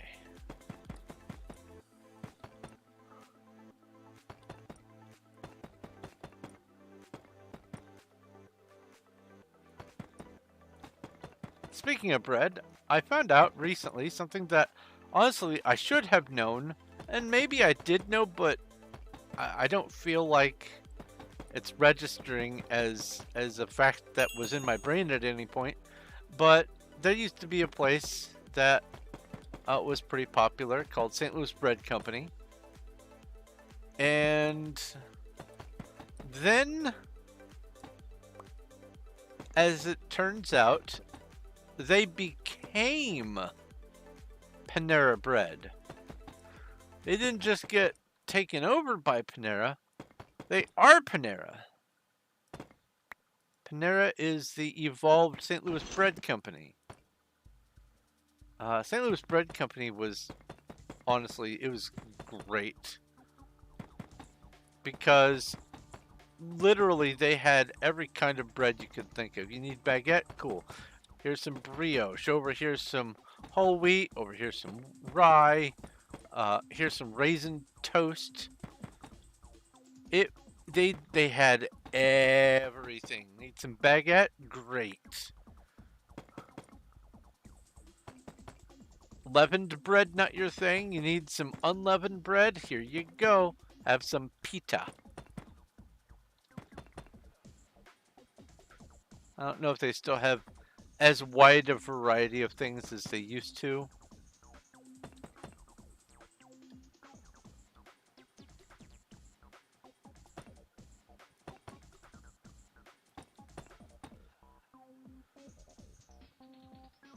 Gogeta? Gogeta. Is Gogeta a cross between Goku and Vegeta? Or is it Vegeta? Gogeta? Maybe it's Gogeta.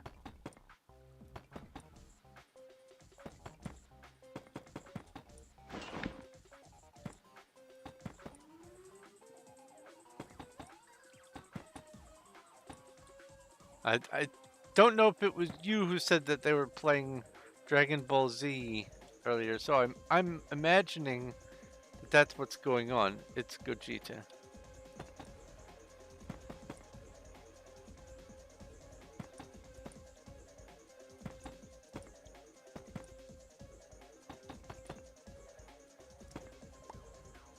I imagine that Gogeta is something like when there was a transporter malfunction on Stargate, or no, Star Trek Voyager, and Neelix and Tuvok got merged into a new being, Tuvix.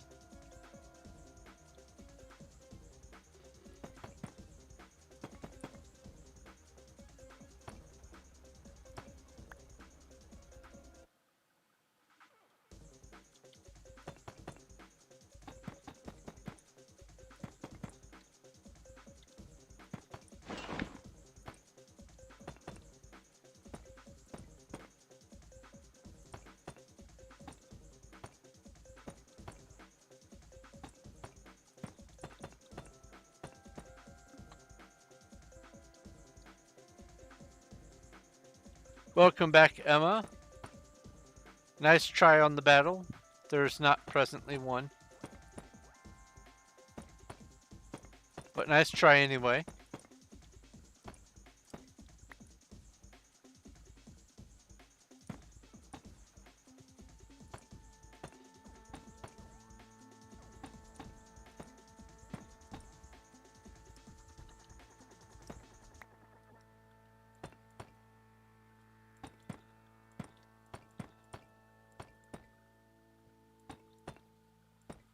Oh, that's not a good sign. I just caught my brain saying, you know what sounds good right about now? A nap.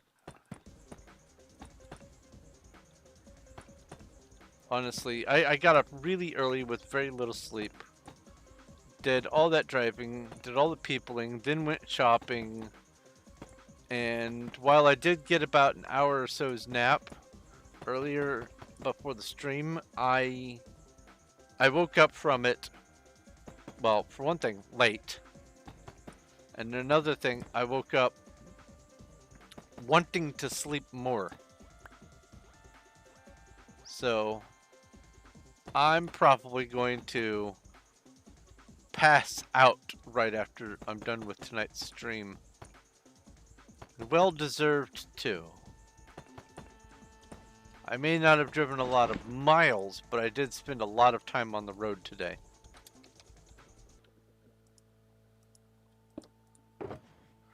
Ooh, now there's a horde. Skellyman. RPG battle.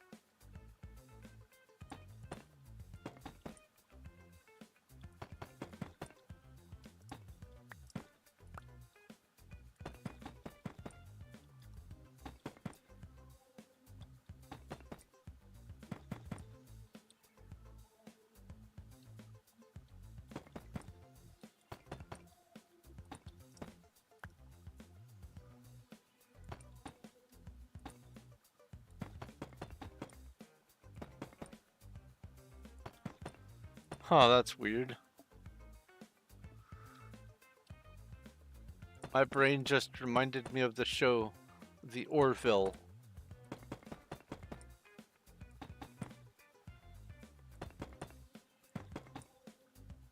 And for some reason, I was thinking about Mocklin Society.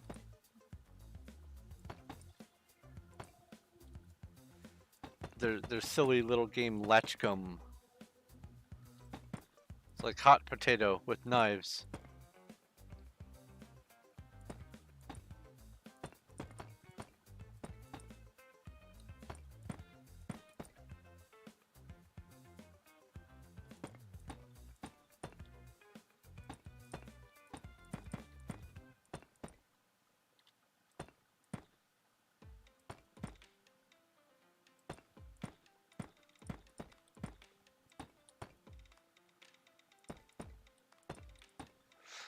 Learned a fun Greek word today, or yesterday, rather. Symposiarcha. A symposiarcha is a person who is in charge of a symposium. A symposium is a guys only party. Why is it guys only? I don't know. But it is a party that was used as a means to have sideways mobility and upward mobility in some of the social groups, and was effectively an opportunity for philosophical discourse, for getting just blazing drunk, but not early in the night. The stupid drunk would happen near the end of the night. It was overseen, each one was overseen by a randomly elected symposiarcha, who got to choose the rules for that day's symposium. Usually only rich people would hold a symposium, but it's an interesting concept. Oh, you know what? Let me go gather a drink. I'll be right back. You just killed a demon. Uh-oh. Do explain while I get a drink.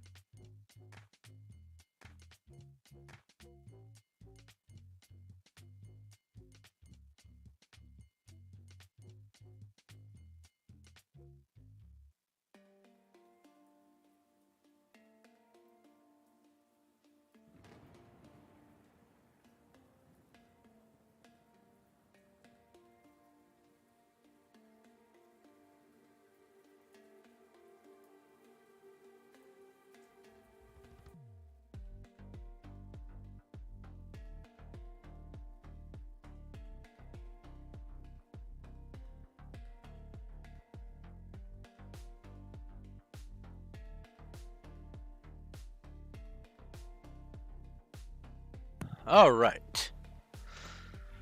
I totally didn't stop by the container of Reese's peanut butter cups on the way back here and get one. And I'm absolutely not going to eat one right now. I love these things.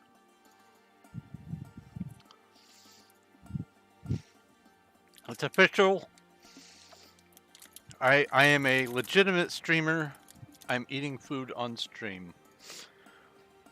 I walked past the Reese's peanut butter cups and couldn't resist. Nom nom.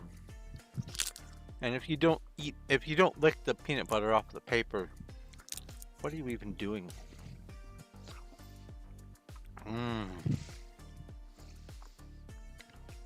There's a gossip lure, which I think I already have.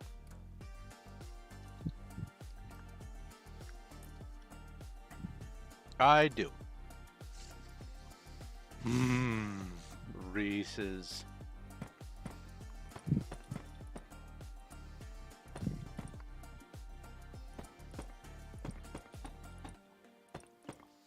Reese's, not to be confused with Rhesus with an R, R-H-E-S-U-S. Rhesus is a type of monkey in whom the Rhesus disease was discovered, but it is not limited to just that simian. There's a phenomena in blood types which you can be positive or negative. Like you can be AB positive or O negative or B negative or whatever. That positive negative refers to whether or not you have the Rhesus virus. It's RH positive or RH negative.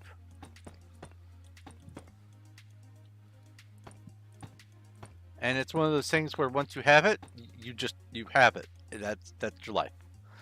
And it doesn't really necessarily affect you adversely, but if you are a blood donor and you have the Rhesus virus, if you are type positive, your blood cannot be used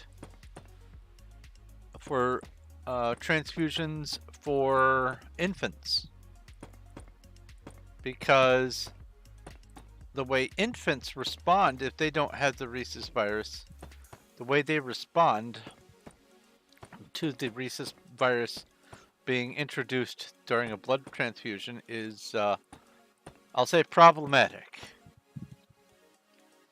Ooh, there's some sand crabs. RPG battle. You have a question. What is your question, Zach? Ask away. I love questions.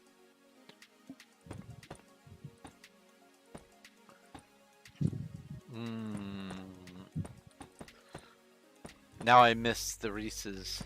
Oh no. What have I done? What have I done? Now I want more. That's not good. Have I tried Mr. Beast chocolate? I have not tried Mr. Beast chocolate. Everyone that I've talked to that has said that it is far inferior to just a standard Hershey's bar.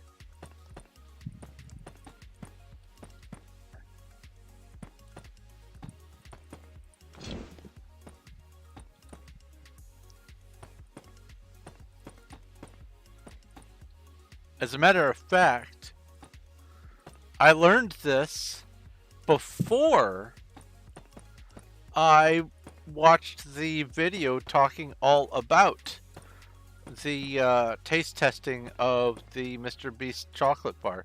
Now, as I understand it, it is better than his previous attempt at making a chocolate bar. That is not questioned. What is questioned is, he says it's the best tasting chocolate bar in the world, and in a complete blind taste test with no selection bias, the Mr. Beast candy bar is always given the lower 50 percentile of liking. So it's not even in the top half of the enjoyed candy bars of the exact same type of candy bar too. The taste test that he's so proud of with his advertising, it was specifically designed to make people only want to vote for the Mr. Beast bar. First off, it was the first one tasted, so right off the bat, that gives your taste buds a bias. Second, they were not given palliatives to reset their taste buds. Third, the one that was presented to them second wasn't even a standard chocolate bar. It was a dark chocolate bar, a very bitter bar. So you're starting off going, this is a chocolate bar. Yeah, this is okay. And then they give you a really bitter one. You go, ugh, that number one is better. So once you say that number one is better than number two, now you're comparing everything to number one, but it's set up on a pedestal. So even if numbers 3 and 4 are good, they won't seem as good as number one seemed compared to number two.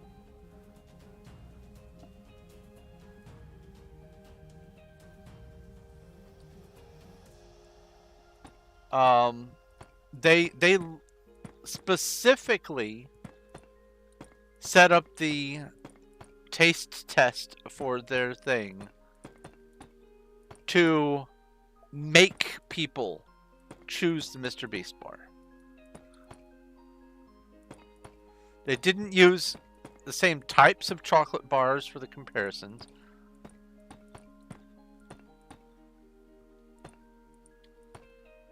What happened is,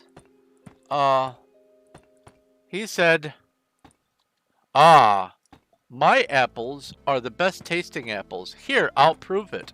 Here is my apple. Here is someone else's apricot. Here is a lemon. And here is a durian fruit. See? My apple is the best kind of apple. Instead, what I should have done is, here is my apple, and here are other apples that are very comparable in type and flavor. And actually let people decide. Double-blind study.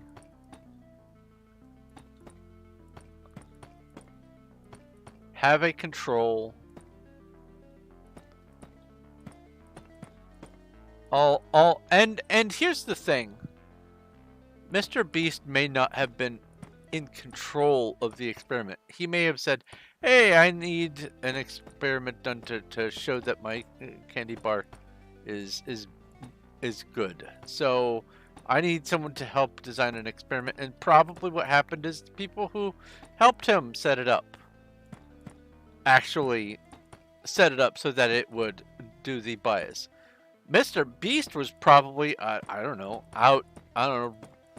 trying to do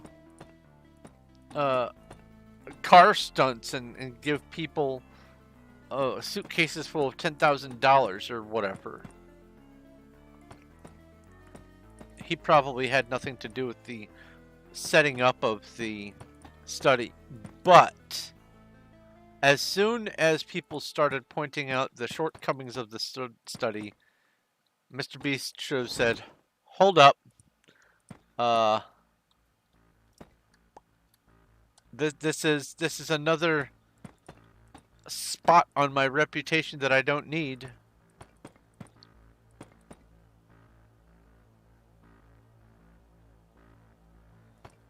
Because I don't think Mr. Beast has it within them to put together a taste test like that and enroll all the people, because I think it was hundreds of people that were put through it and all that. Yeah, I don't think that he had the time or liberty to be able to do that sort of thing.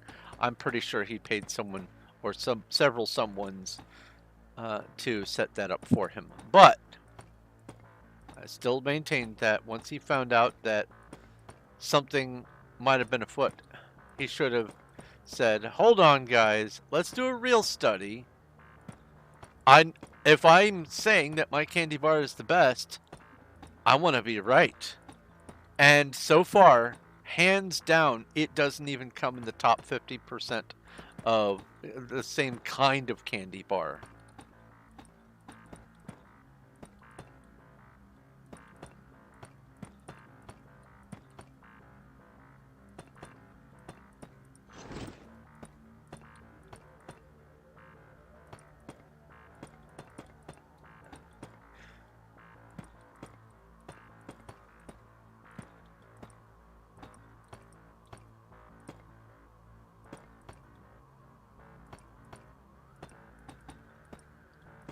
But yeah, I have not tried the new Mr. Beast bar. The first version, I did try a part of a Mr. Beast bar, and honestly, it was awful.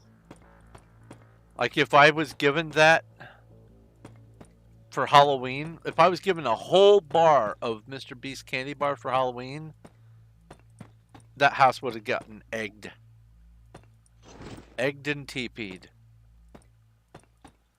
Which that's a flex nowadays. If you can afford to egg someone's house, you'd be middle class.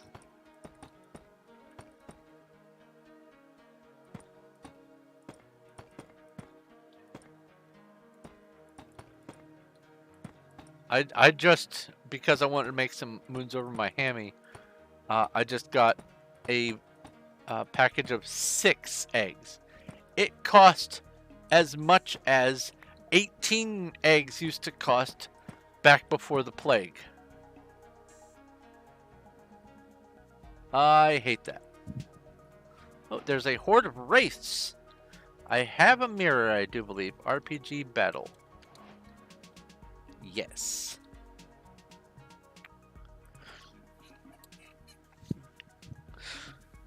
But even if it's a little better than his previous version, it's still not going to be a good candy bar.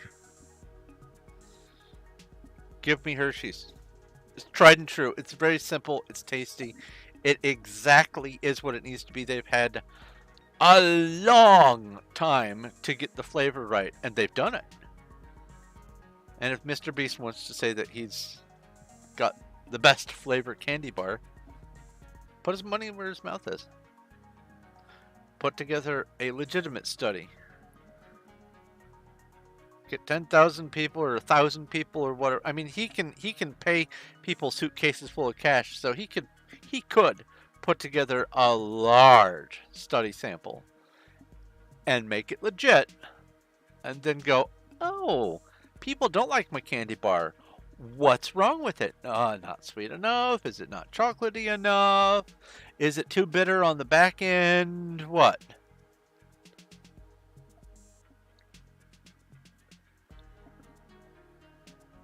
Too fruity, too nutty. But I don't know. When I tried the previous one, I drank funny there. When I tried the previous one, it was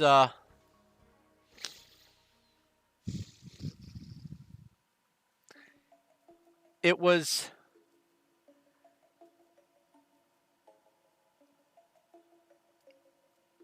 was bitter in not a fun way, and the sweetness also tasted bitter. I don't know how else to explain that. Like, it was somehow sweetened by vitamin C kind of bitter. It was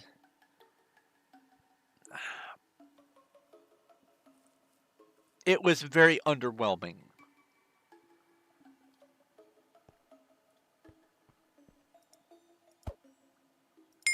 And it's not like I had one that was sitting out for a while and had a chance to. It was right out of a brand new package when it was first put together and all that. Hey, there's plus. And there's annoying orange, but there's plus. I almost did. I almost did. I don't know, RPG battle. Wild. PV or not PvP time at noon. P weather clear. Oh, you know what I could do?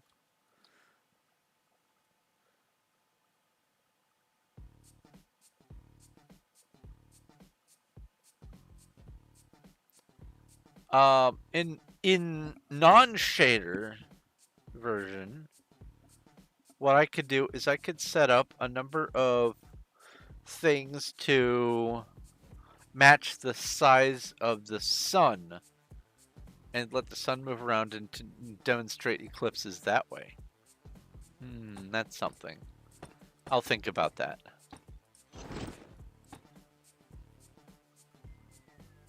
Lacking on chocolate. Yeah, it was the first one was it was under flavored. It was just under everything except the sweet. But the sweet was bitter. It was sour. It was not good chocolate at all.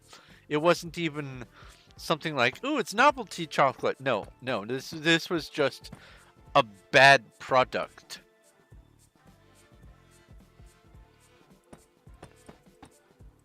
And if, like, for instance, oh yeah, there you go. If you have a product that's got peanut butter in it and you can't taste the peanut butter, something's wrong.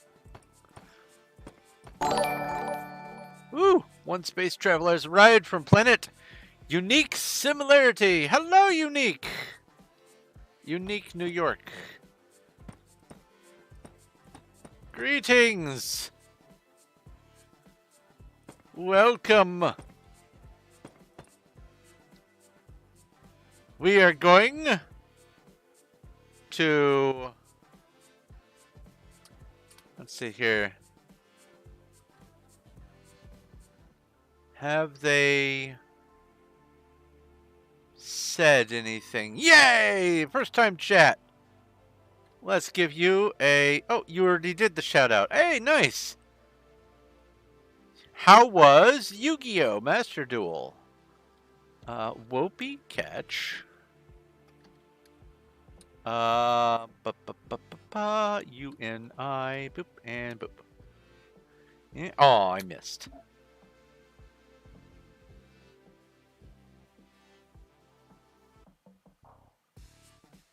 Oh, Emma, you rated from. That's great. Wopey Catch Thorn. You have to have the exclamation point in front of the word Wopey Catch. Yeah, how was the Yu-Gi-Oh?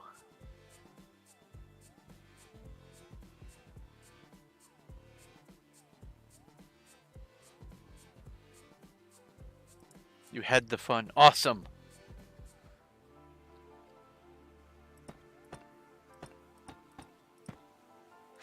That's one franchise's lore that I don't know much about. Oh, I could have tried to maybe get Yu-Gi-Oh on Infinite Craft. Oh no. That would have been perfect to include in the Pokemon Digimon episode. Ah, I wonder if Yu-Gi-Oh is in there.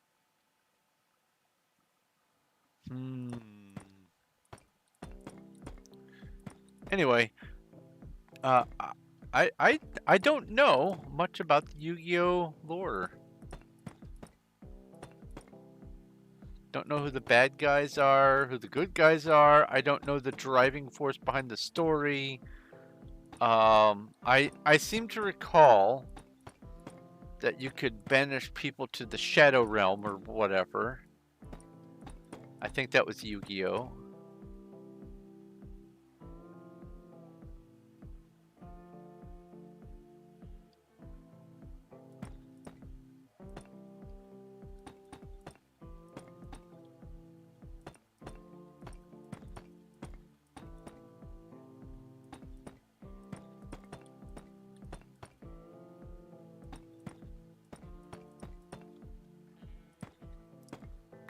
Yeah, thanks for popping in. I appreciate it. And if you're not following, a follow would be great. I am 5 away from getting affiliate. I don't remember if you're following or not.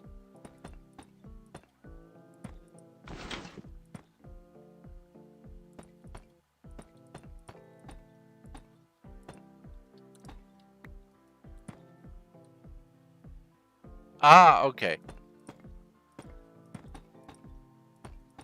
Well, welcome.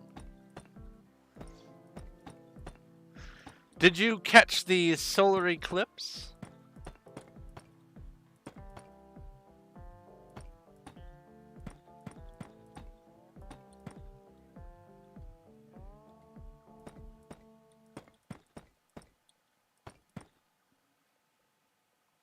Didn't have the glasses for it. Well, I mean, you could hold up a colander for draining pasta. Oh, that's not where you go. Bad block. Made a mess.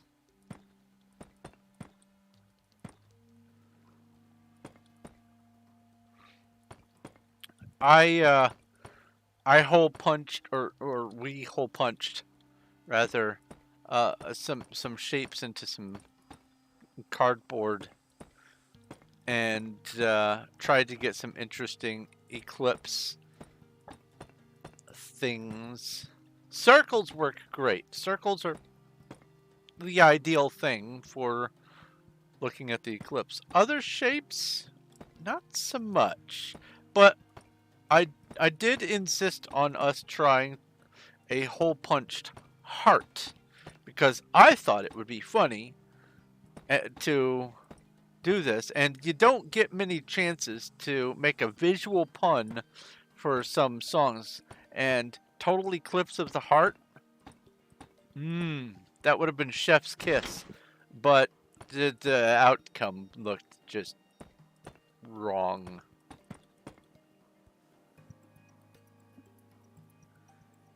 Ouch. Oh, a horde of bandits has appeared.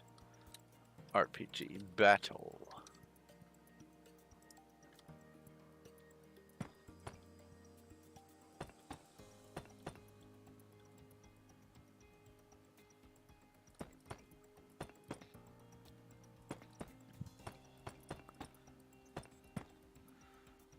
One thing I did enjoy about the eclipse was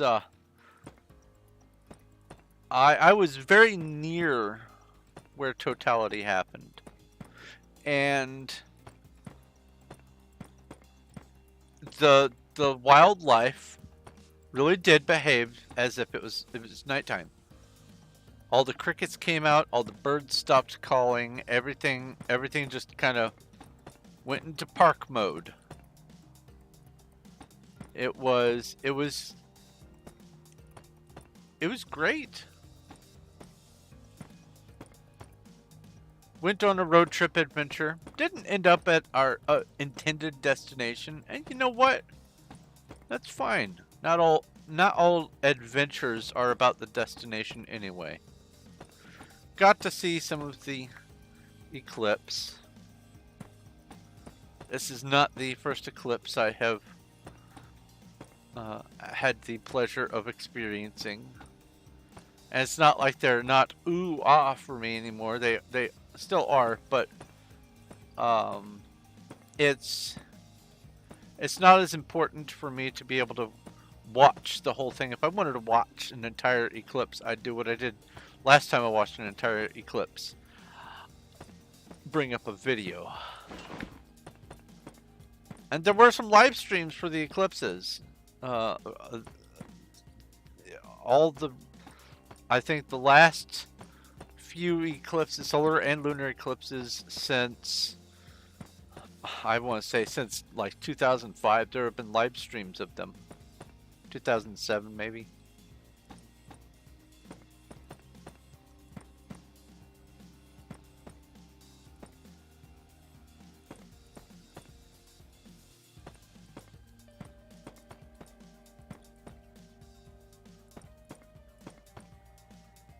The best place to be able to catch an eclipse is an airplane that's traveling east,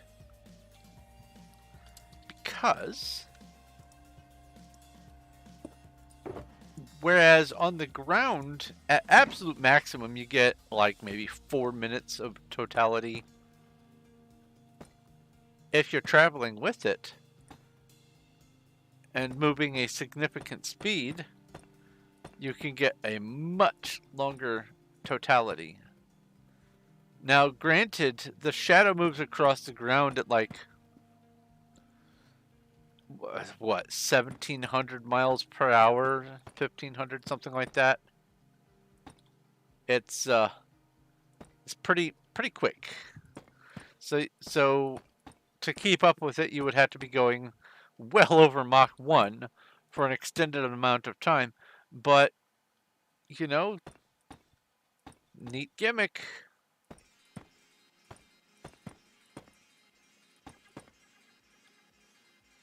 Alright, that's that layer done. If you wear the heart upside down, the eclipse would be mooning you? Yes, yes. That is true.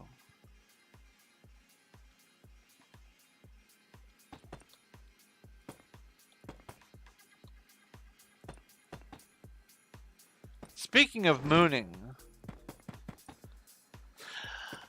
because the total eclipse has happened since the advent of the popularity of the internet, and now it's, you know, not frowned upon to do dorky things like going and seeing an eclipse.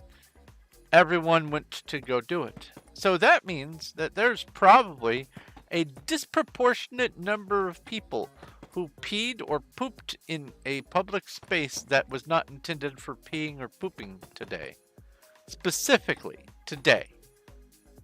Probably record numbers of inappropriate bowel movements.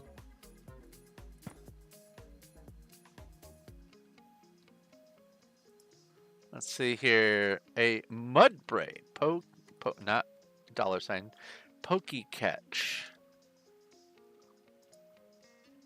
And unique similarity if you do not have the Pokemon community game. All you have to do is Poke Start and you'll get some complimentary Pokeballs, and you can do Poke Catch whenever a Pokemon pops in.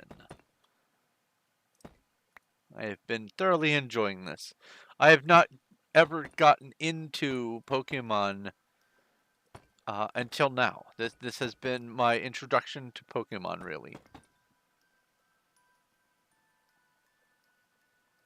Kamehameha times 10.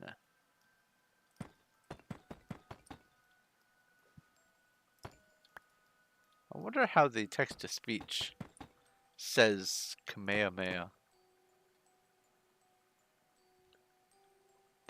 Did I pick up those blocks, or did they just... I don't know.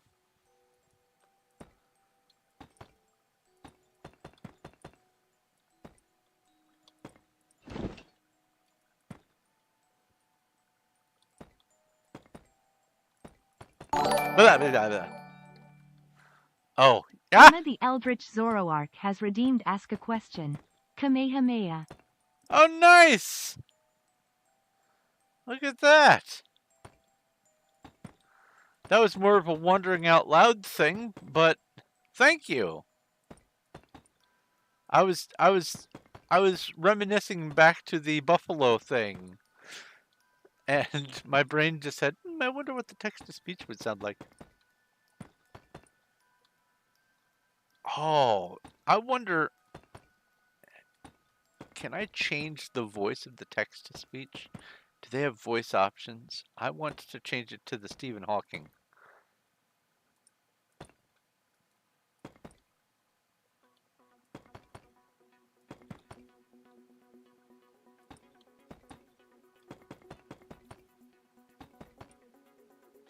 A long time ago, I had an ebook reader that did text-to-speech.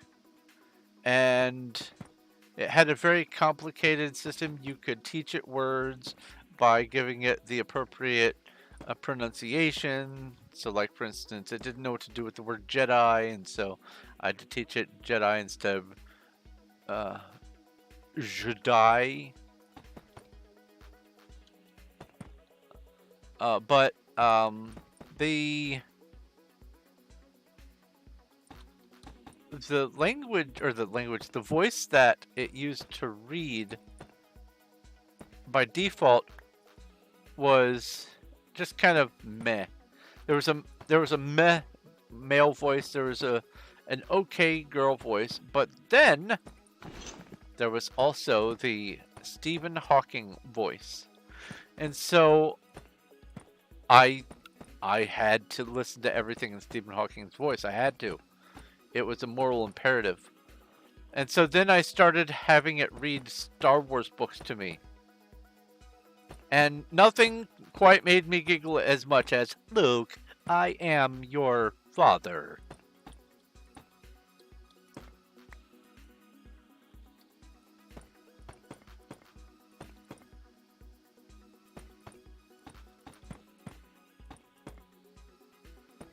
I loved it. Get blasted. Ha! You have too much time on your hands. Or are you messing with the spices again?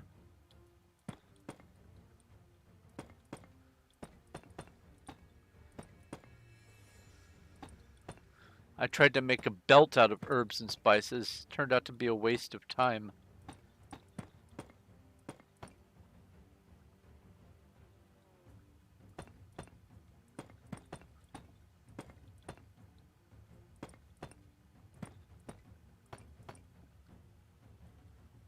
Oh, there is a horde of slimes. RPG battle.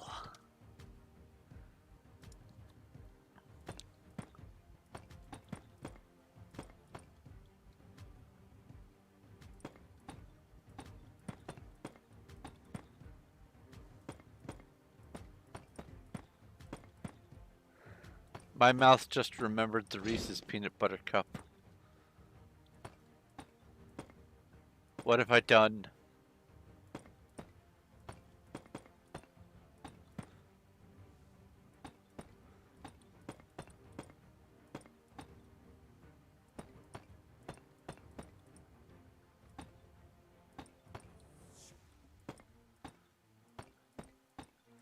Ooh, I'm gonna have some Sunny D later during my after stream chill session. Have it, might as well drink it.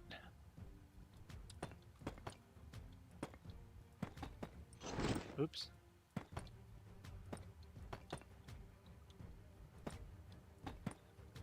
My God, I'm so close to the top.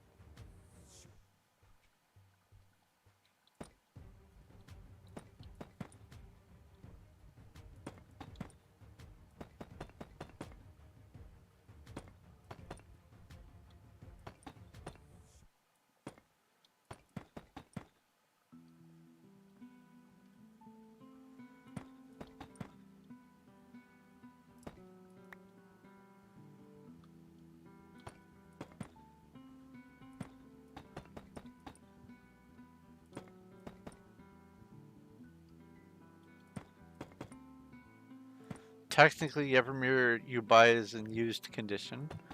What if... Now hear me out. What if the glass of the mirror has that protective peel-off coating, and the mirror is aluminized,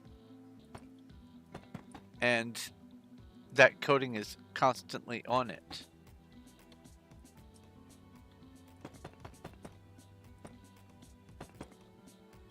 Like, technically a baseball card is used. It has been chopped off from a larger piece of cardboard and shoved into a package. Just because it's been in that package that whole time doesn't mean it's perfect.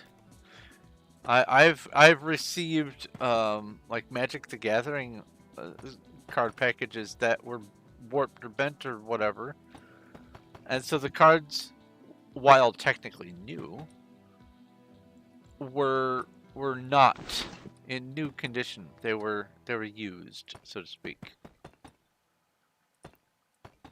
So, does a mirror become considered used if it has not been viewed to reflect anything? This is the same sort of question as if a tree falls in the forest, does it still make sound? Obviously, that yes, the answer is yes to that. But the principle of the thing is it still considered used if the observation of it never happened?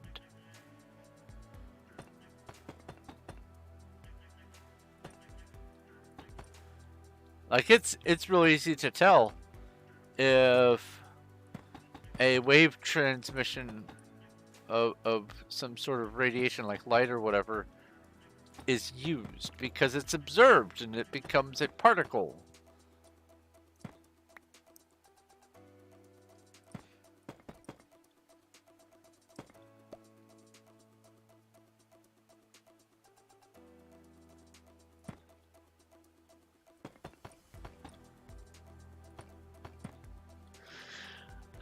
Deep ponderings.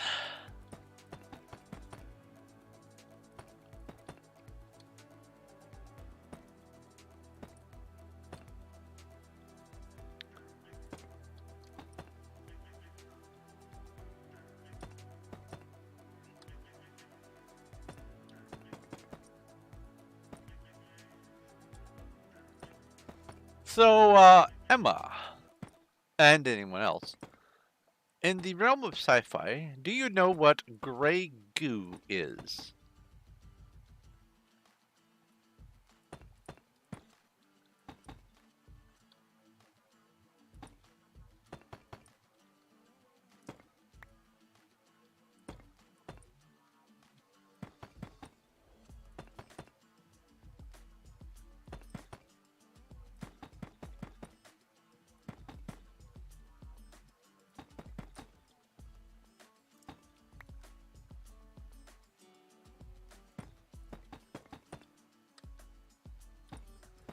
To save you the typing time. Oh, wait. Engineer bacteria designed to break down plastics, etc., etc. After a fashion, gray goo is micro or nano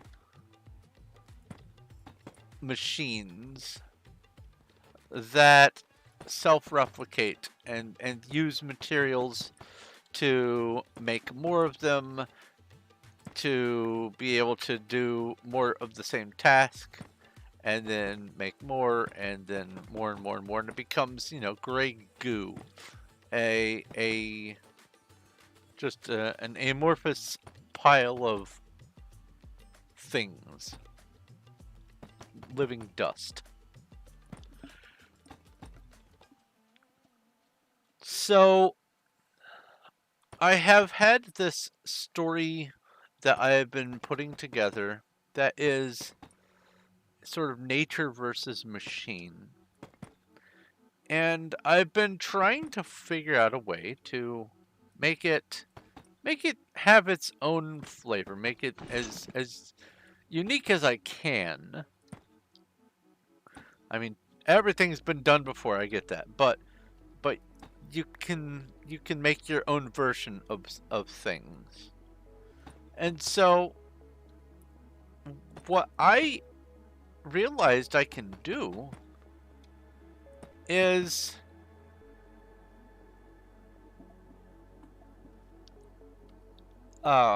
if you recall, I was talking about the flesh cloud earlier. What if life is just an accidental result of different kinds of those metamaterials that have lost some of their programming, gotten faulty programming, and just ended up evolving as a result of that. And so instead of little nanorobots turning into gray goo, what if it's not really technically an organism per se, it's just little life robot of goo. Something that I was thinking about.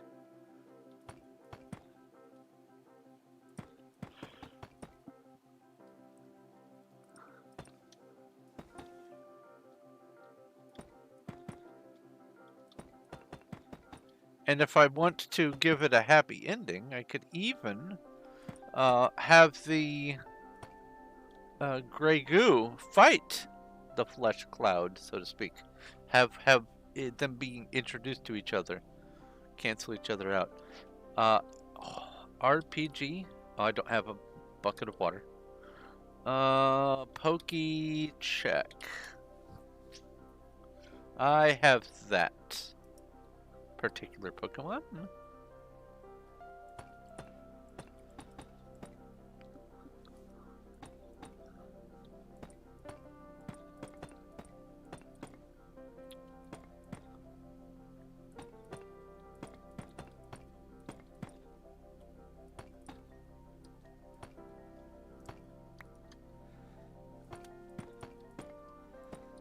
If you can't tell, I've been thinking a lot about a lot of stories recently, and I realized that I have not been writing as many words a day on average as I ought to be, and I want to rectify that. And so I came up with the monthly perk access to stories.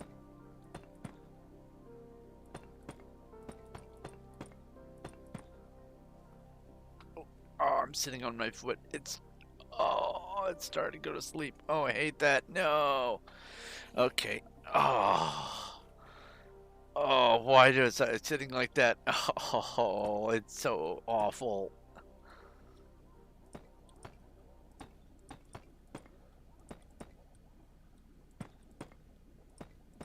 My foot feels like TV's taste.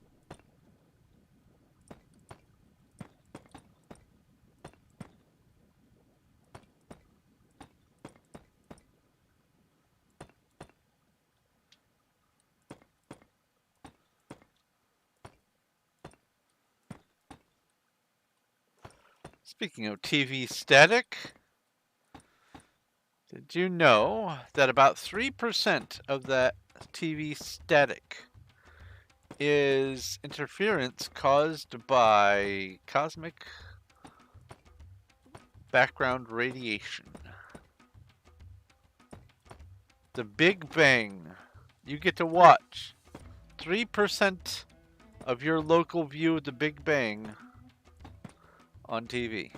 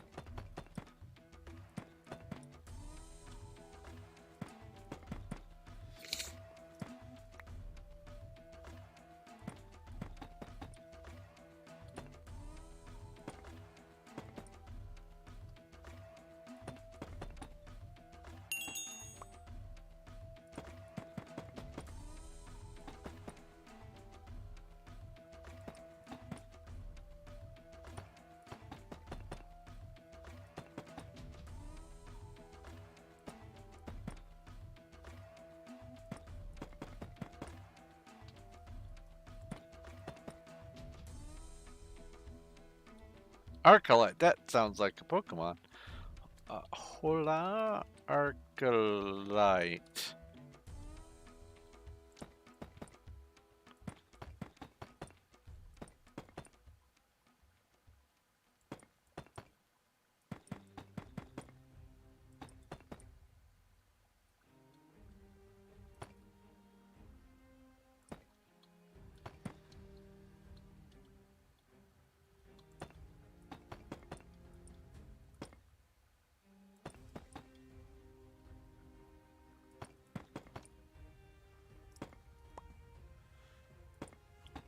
About the time that I realized that we just absolutely weren't going to make it into the path of totality today. Two cars in front of us. I was watching the driver keep poking their head out their door of their car and looking up at the sky and then gesturing wildly. I know what they were feeling. They thought that they would be able to get somewhere else. They were on the road to try to get to totality. They were headed in that right direction to do it. And just the universe said, no, no, not this time. And they were just so upset. I had a plan.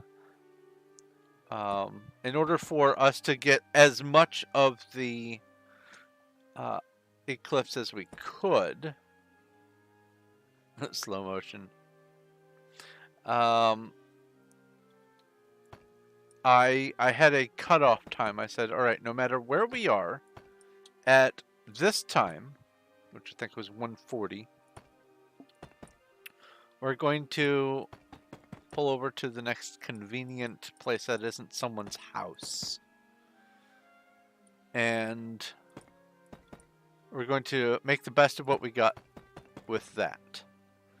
Now, we did manage to head a considerable distance in the right direction. We got close-ish to totality, but not quite close enough for it to matter.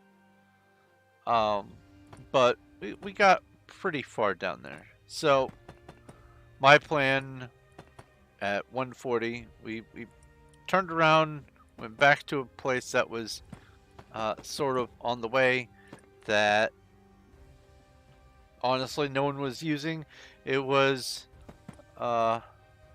there's some spots to sit. There was definitely like it was a hangout spot. There was a log that obviously got used as a seat a lot. It was near a big open field. We had plenty of visibility of the sky. Everything else was good. And we got to feel it cool off. We got to watch it darken. We got to listen to the animals.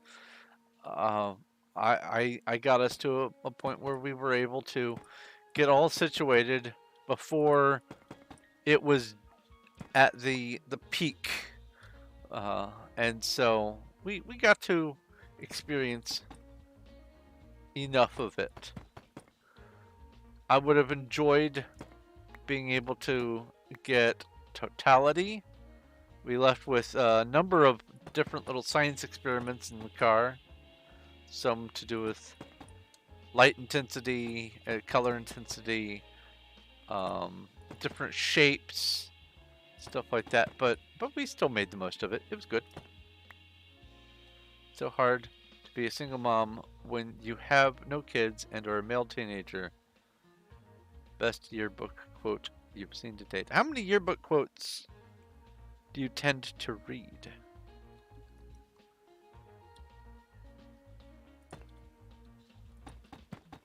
My favorite yearbook quote is, "Stay cool." I wonder how disappointed people who wrote that would be in the people they wrote it to.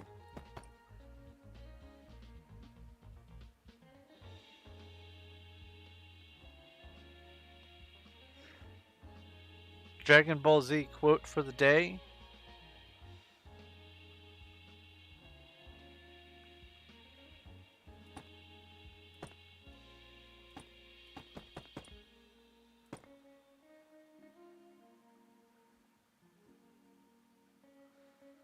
Oh, yeah, I guess since memes started being a thing, they would start showing up in your books. Oh, you really are going to need to have a college course to understand terminology and functionality of memes.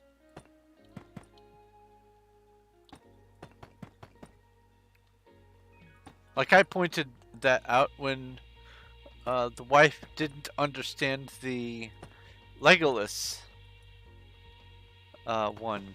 It has a bunch of Legos arranged in the cartoon for loss, the meme shape for loss. So it's Lego loss. And the caption said, I think my favorite character from The Lord of the Rings is, and then it just showed the picture of 8 little Legos on a grid. And I saw it, I looked at it, I went, that looks like the loss. And then I read the thing and it said, my favorite Lord of the Rings character is, and I went, loss? Then it clicked Lego loss, Legolas. But the wife didn't get it.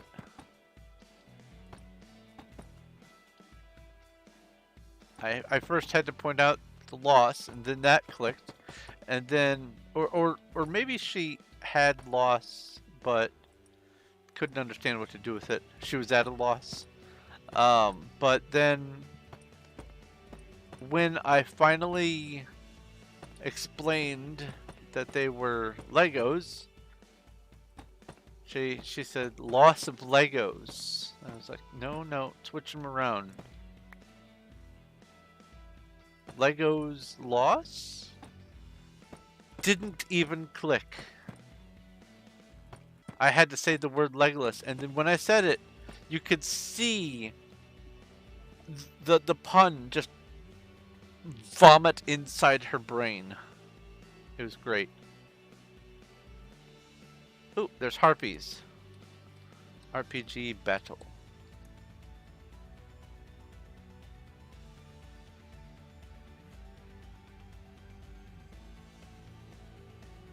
If the future official title of memologist is not meme lord, well, I mean, if you are officially a meme lord, then in interviews you can say, please refer to me as meme lord. You get to pick your own thing.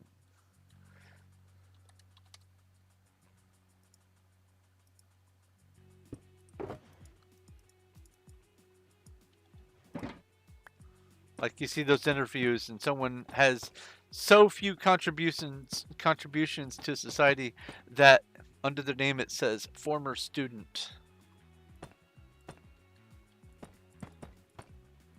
Cousin.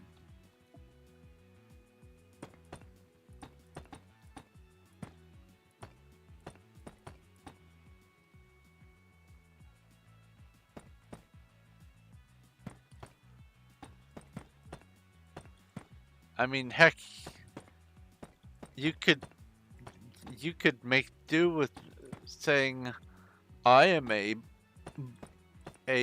renowned before picture actor.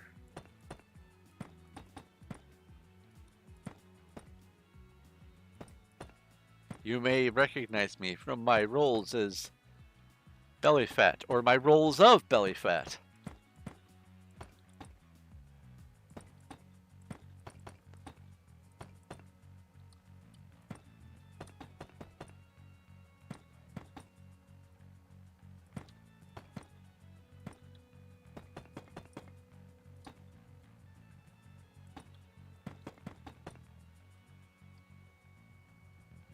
Former child. Yeah, former child. That's a great one.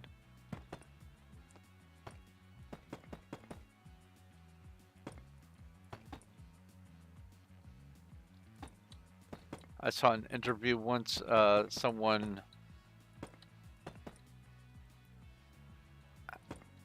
had just this whole bevy of titles, and one of them was Wizard.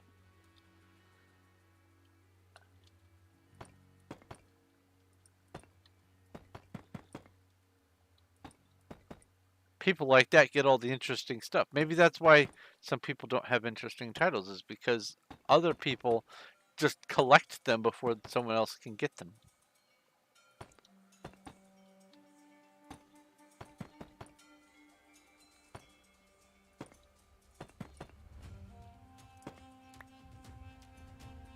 I mean, for instance, I wonder who got the honorary of being the 11 millionth person off the moon.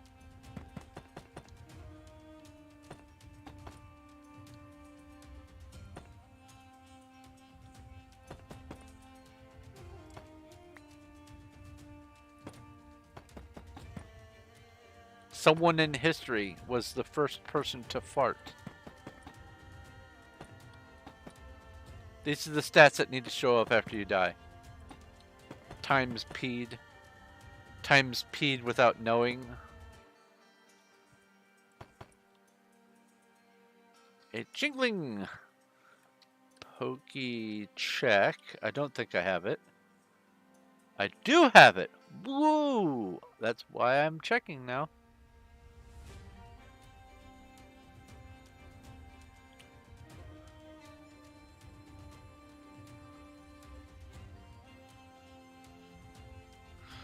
Alright, let's drink some drink. Actually, let's swap these cups around. If this is empty, I don't need it within reach.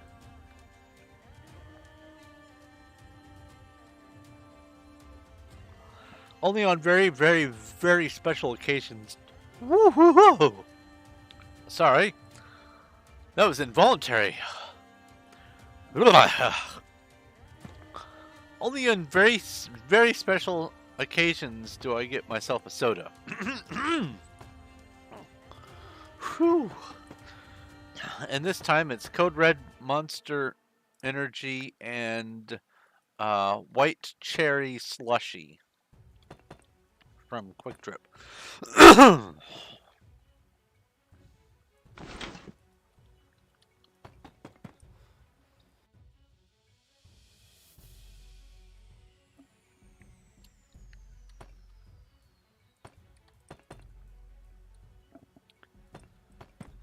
And man, it is sweet.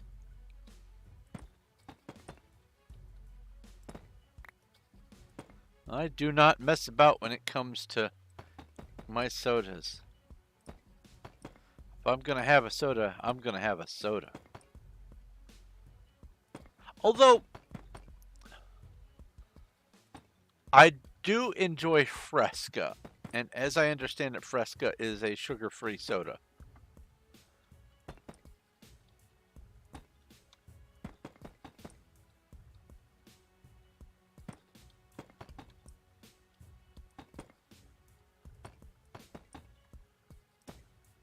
I don't even know what Fresca is supposed to taste like. A grapefruit? I don't know. Actually, that's a good question. I've never looked into that. What is Fresca supposed to taste?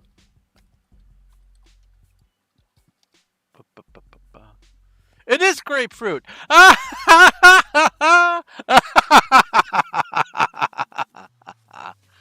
Ah, cool! I guessed it right.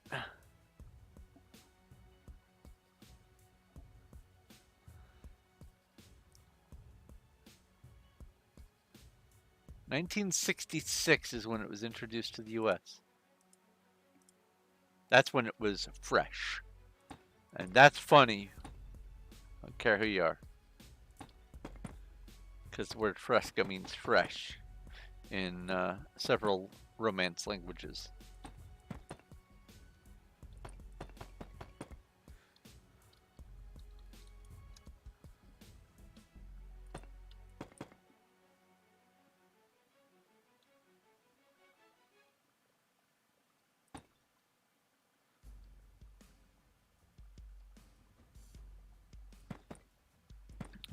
Yes, I'm sure it's not Code Red Mountain Dew.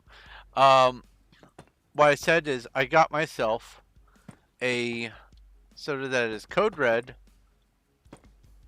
and also Monster Energy and also White Cherry Slushy.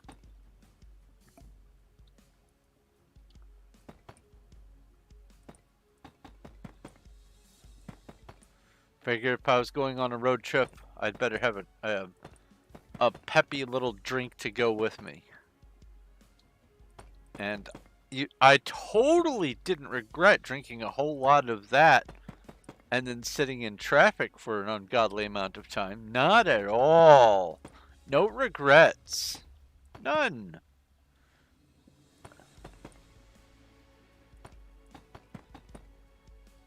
Oh, that's the next corner. A horde of spiders has appeared. RPG battle? Oh, my back just better. Okay.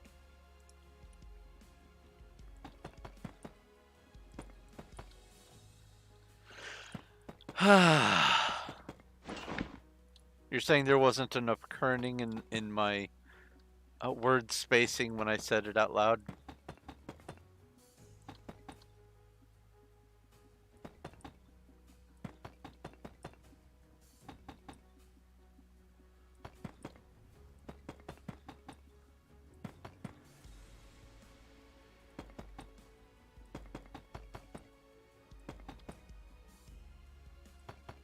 Oops, oops, oops. You don't...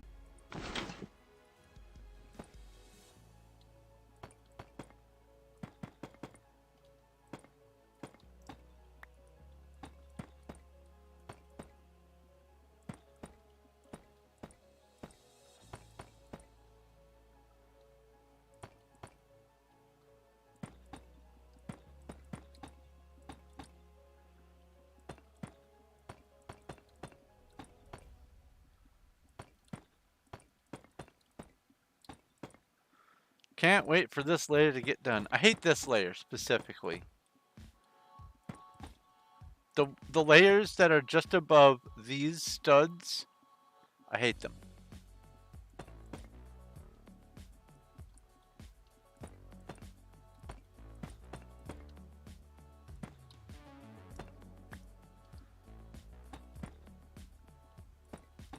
Too much precision involved. I cannot talk today. I will definitely need to use the sleep some more after I'm done with my stream. Oh boy. Sometimes my mouth gets away before my brain is done sending signal, and nonsense just happens. But I can definitely hear it happening today.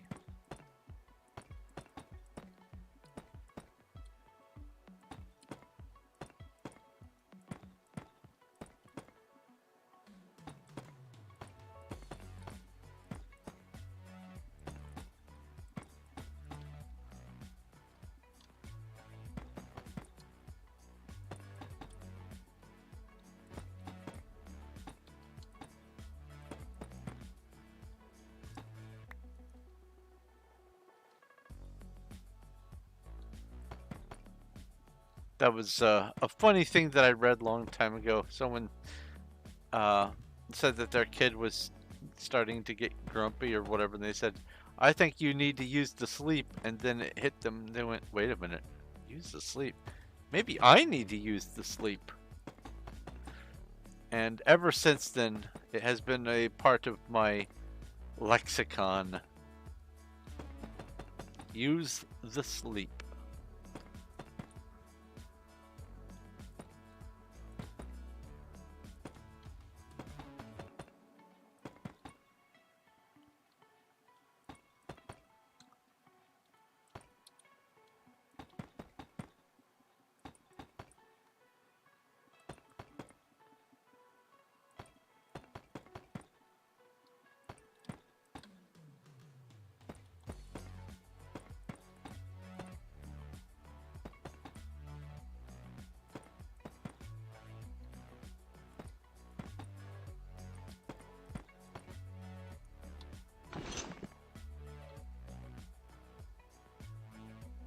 Okay, stop scrolling the wrong way. I keep forgetting to disassemble my mouse and see if there's something going on with the scroll wheel. I suspect though that it's just lots of usage and I just need a new mouse. But if I can rectify it with a little rocket surgery, then I will try.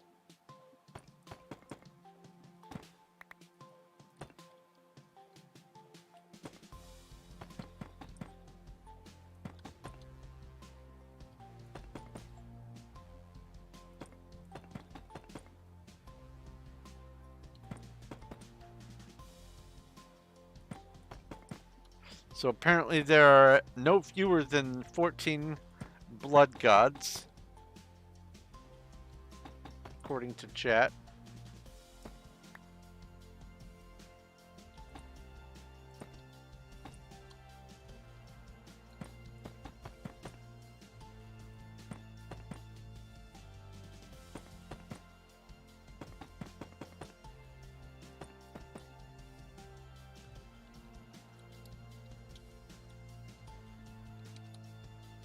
Oscar PC 2023, okay.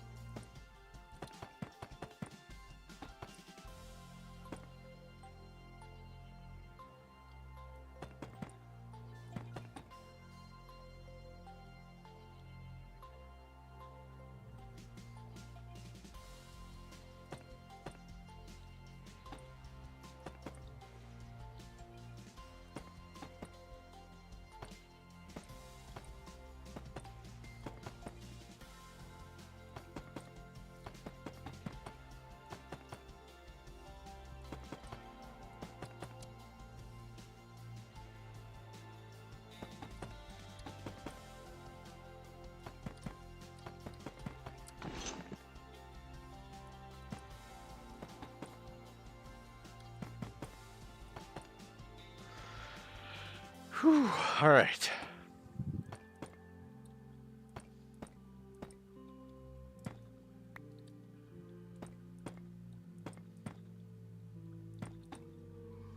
Almost done with this layer.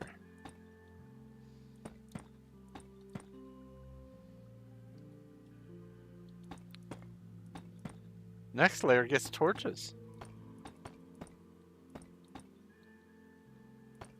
Right? 1, 2, 3, 4. Yeah.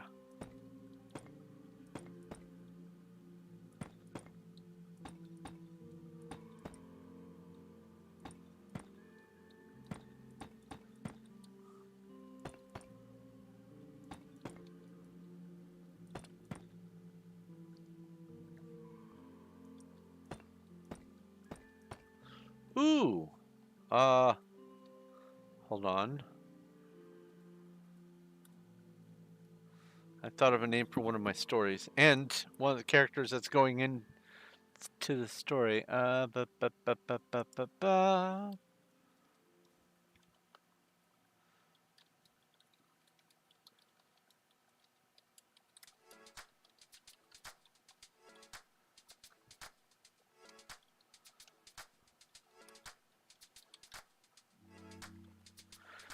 we go. I will not reveal it right now.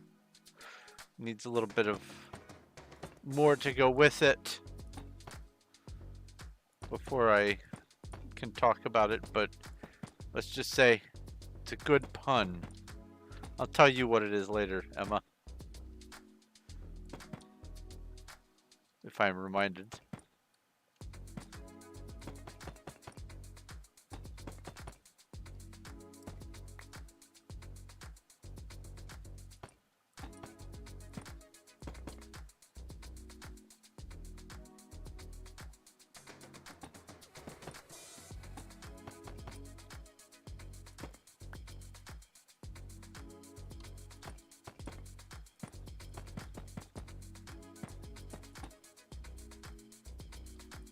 Lel? What is Lel?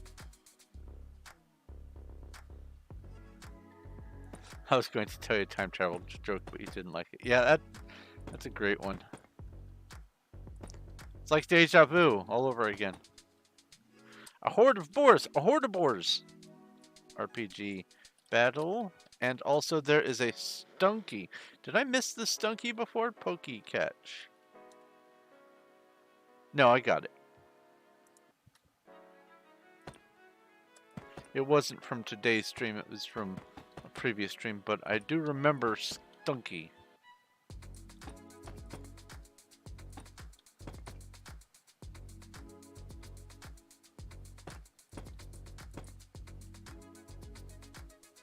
I did not pokey catch.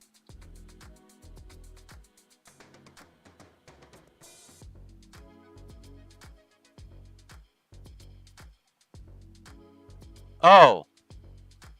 Pokey check. I see. Well, either way, turns out that it was useful.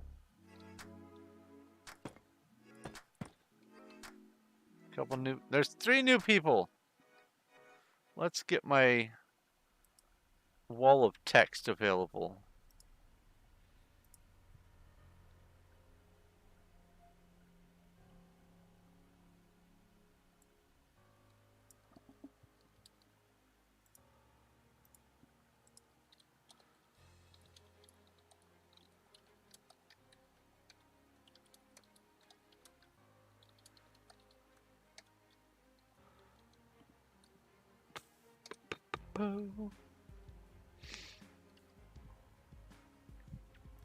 And then let's just go ahead and recopy my little post about my stream.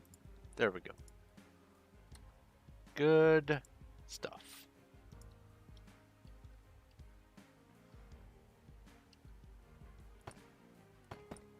Stunky, I have to presume, is like a squirrel. Or a fart squirrel, I should say. A squirrel. A skunk. A fart squirrel.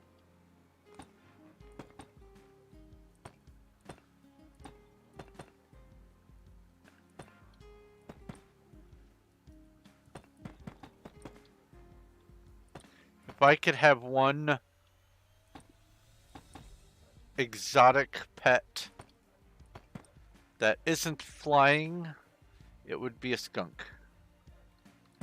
Because they are like little kittens. They're not as big as foxes, so they're not going to be knocking over all of your stuff. And bizarrely enough, I enjoy the smell of skunk.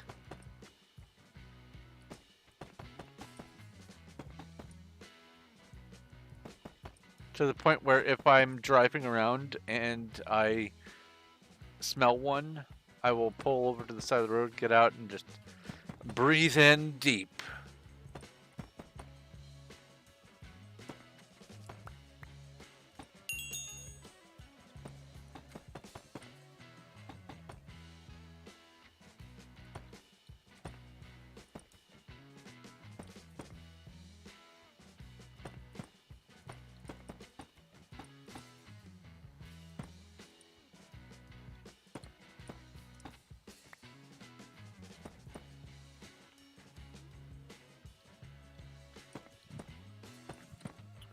And to the people who say that me liking the smell of skunks is weird, I say, don't be modest. Lots of things make me weird.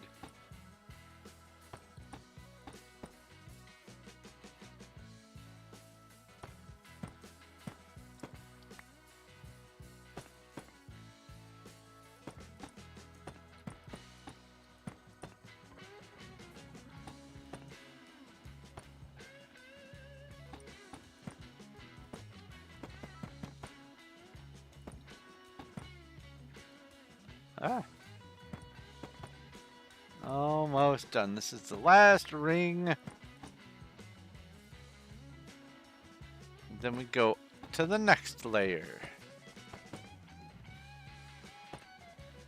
which I should be able to finish today. It's only like 3:45-ish. 3 hours and 45 minutes, I should say. And I usually go for a minimum of like 4.5 hours.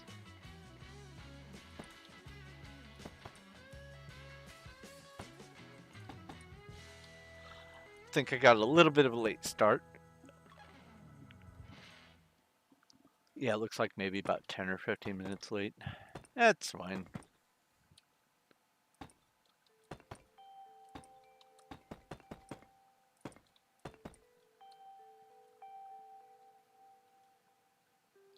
That layer is done. Awesome. Yeah, I had a big busy day today.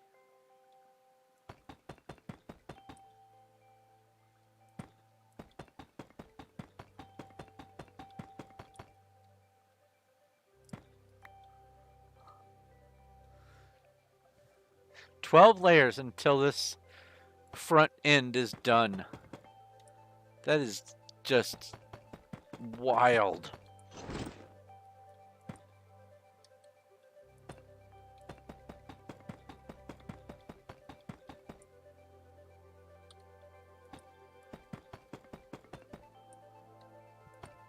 Oh, on Infinite Craft, I now have well over 2,000 new discoveries.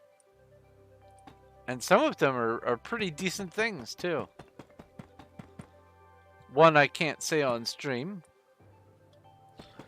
One is, you know those things like so-and-so plays such and such game, or like Twitch plays Madden NFL or whatever. Well, I got that format, and it says Donald Trump plays Tyrant, and that is so on the nose.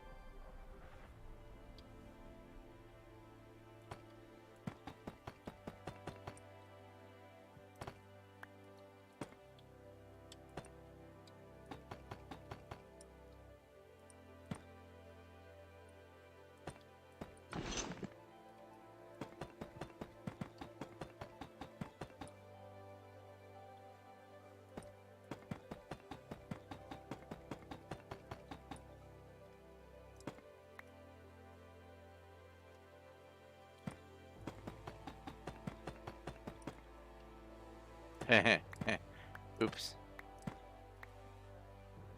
Turn this way.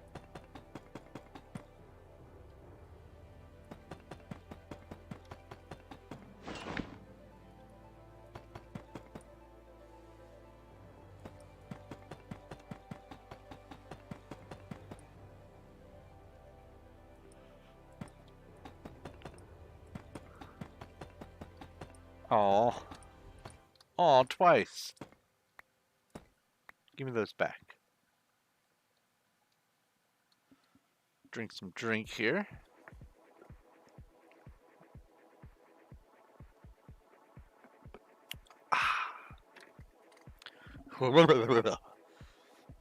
That is so sweet.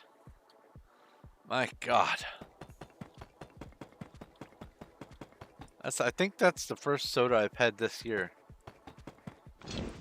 I mean, I've turned Mios into sodas using my soda stream, but I don't count that.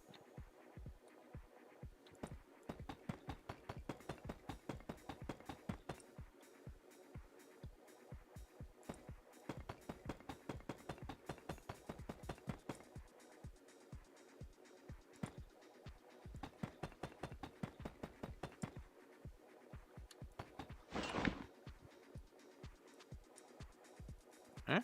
Aha. PV2. That's 8 shulkers done. Yeah, I should be able to do 10.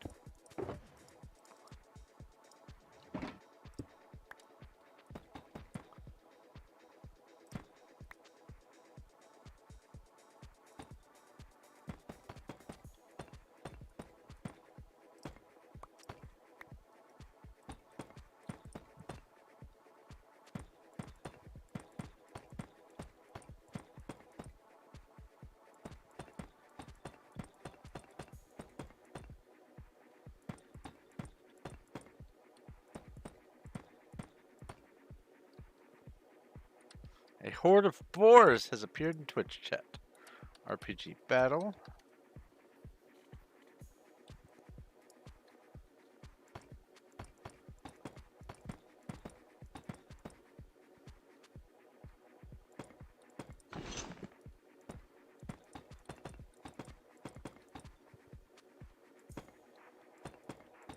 So, interesting fact about the solar eclipse.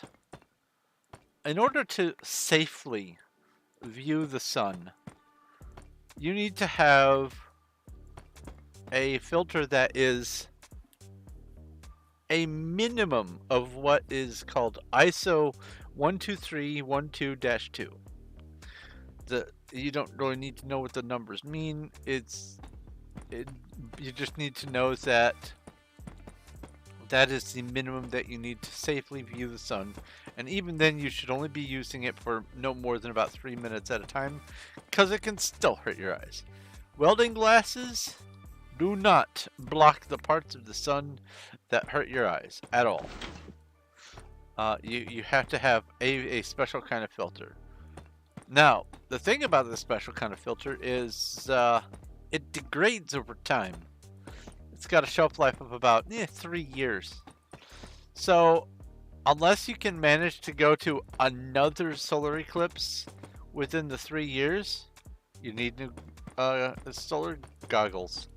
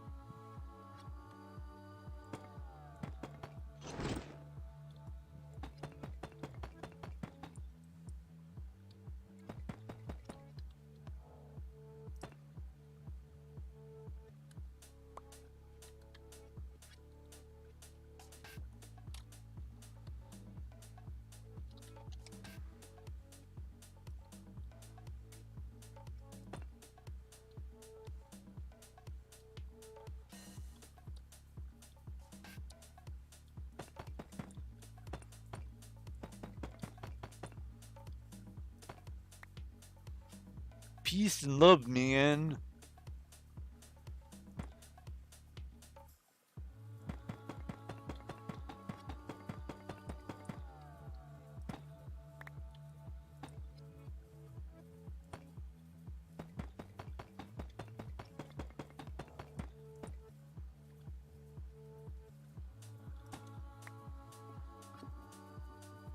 Wow. Thanks, scumbag brain. Thanks for that. My brain just did some wonderful acrobatics. First thought was, I haven't been outside like that in a while.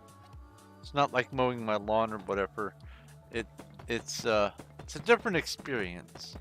And then I said, outside.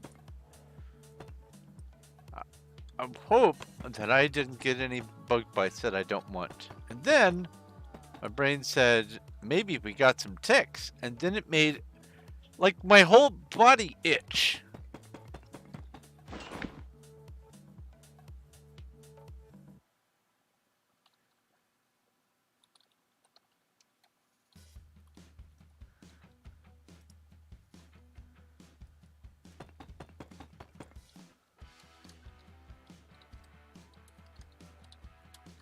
every Monday and Thursday.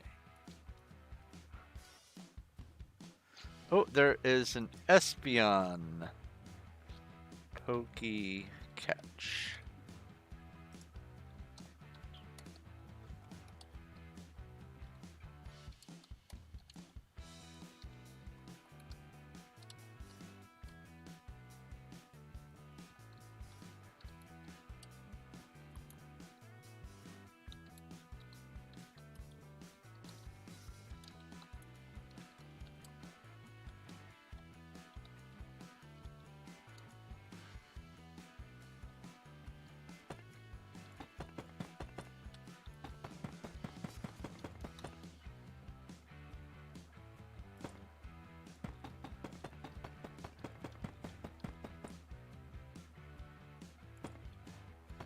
Building a Minker Sponge.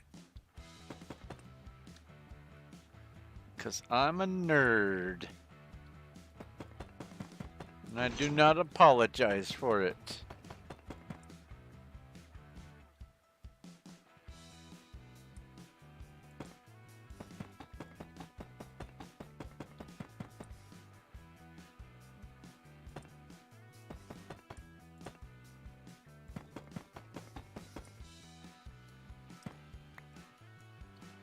So are there as many different evolutions of Eevee as there are of, was it milk cream or whatever? The living milk?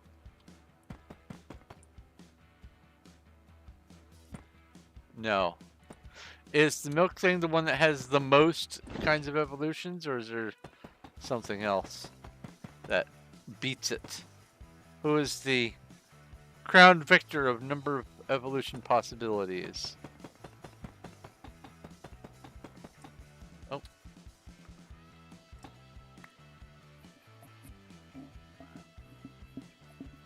Eyeball.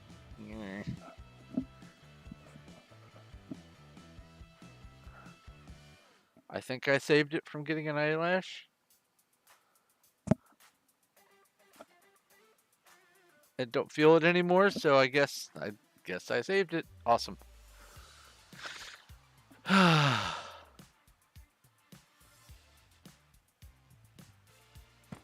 Oh, different forms. Okay, well, you know my question. How many is there one that has more forms than it? Thank you for helping correct my terminology. I will try to remember that.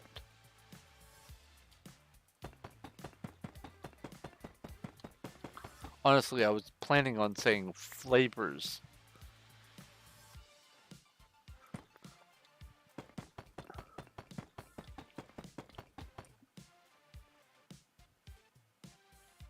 Probably takes the cake.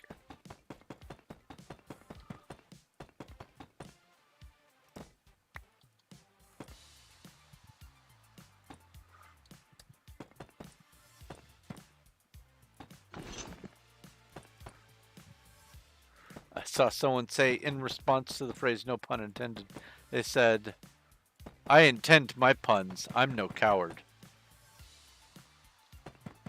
And you know what? I can get behind that.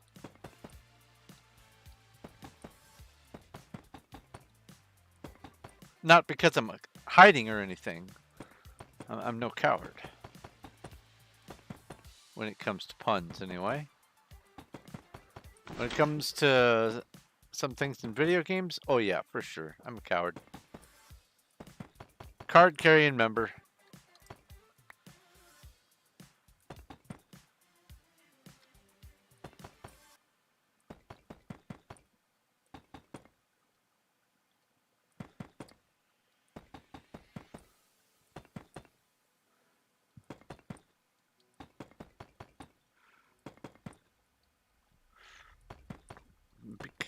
Became part of the organization of cowards a long time ago.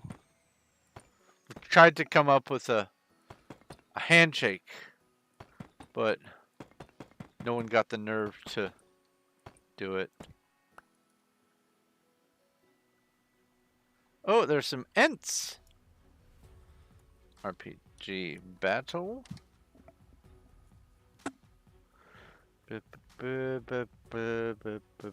One copper axe. I got a copper axe.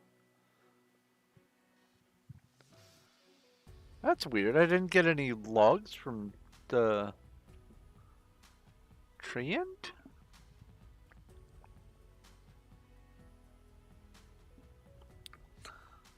Oh, maybe you don't get logs. I see.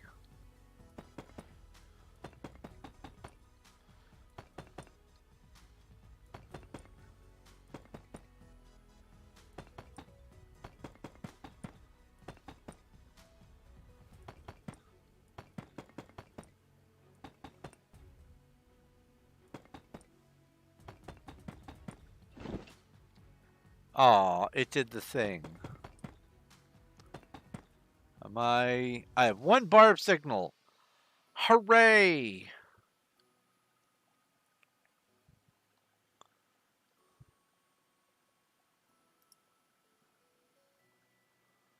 No, I haven't lost any frames. 0.0% dropped frames. No disconnections. I just temporarily only had 1 bar of signal. Weird, weird, weird.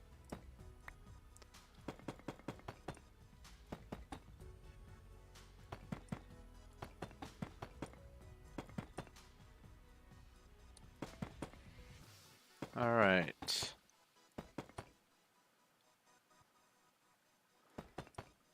So 4 hours and 4 minutes. That puts me at 11:42 right now. 18 minutes. We'll see where we've gotten to. And if it looks like it's worth finishing, then I'm going to. That's unclear if I will be at that point. But if I'm not even close enough to consider it, then at that point I will just go ahead and wrap up. Because I definitely could use the sleep.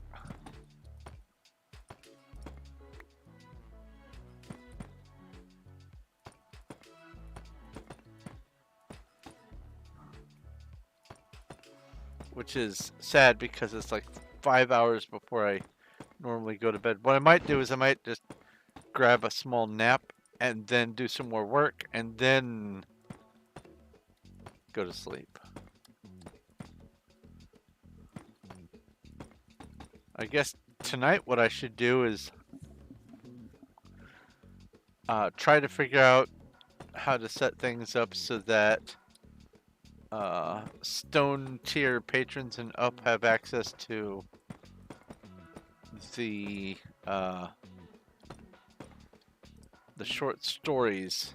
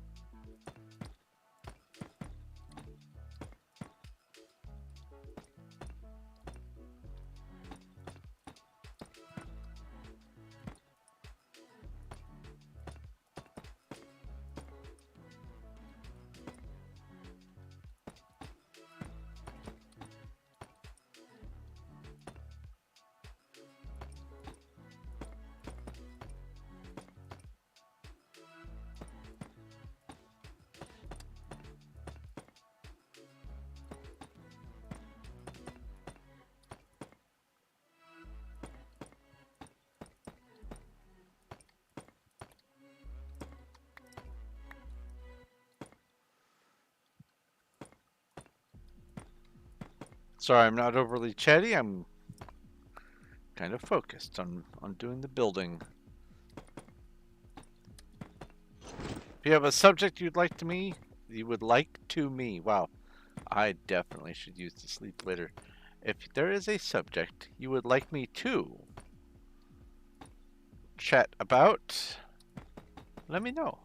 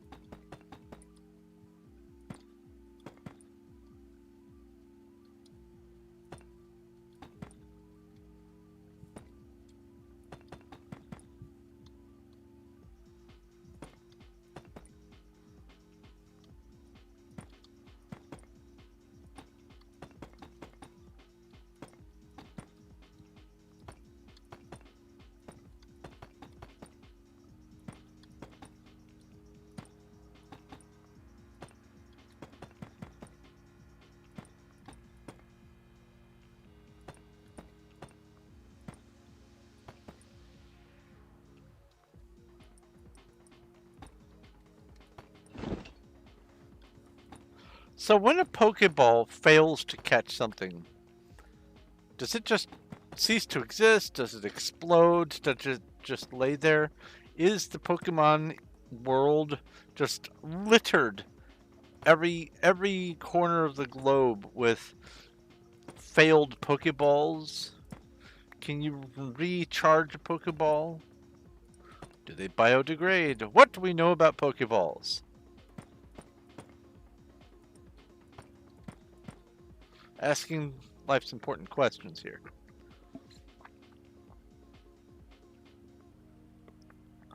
Oh my god, that is so sweet.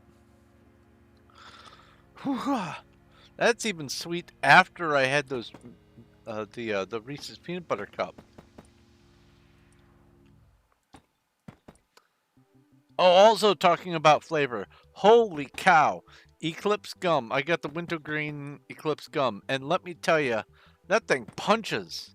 Oh my god. That gum will donkey kick you.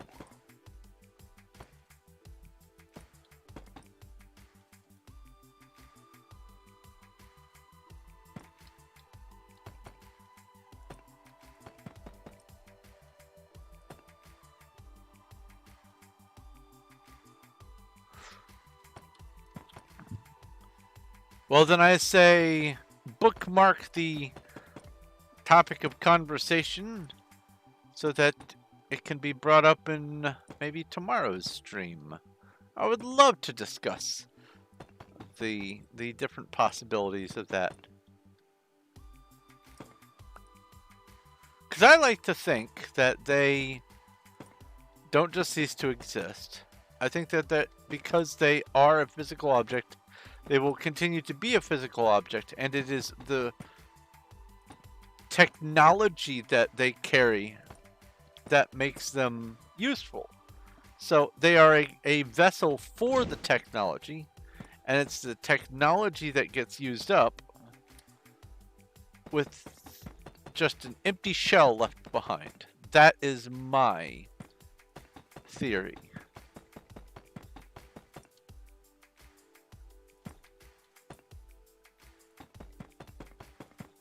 Oh, what am I doing?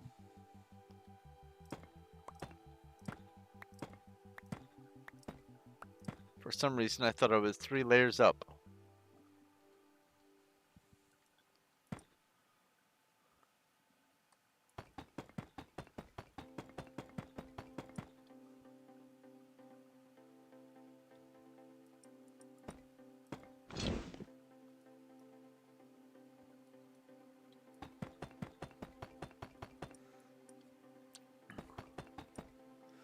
But there is extra nuance to it involving apricorns. What in the unholy crimson heck is an apricorn? Floatzel. I don't think I have that pokey check this time. I do not have it. Pokey catch. And RPG battle. I defeated 7 slimes.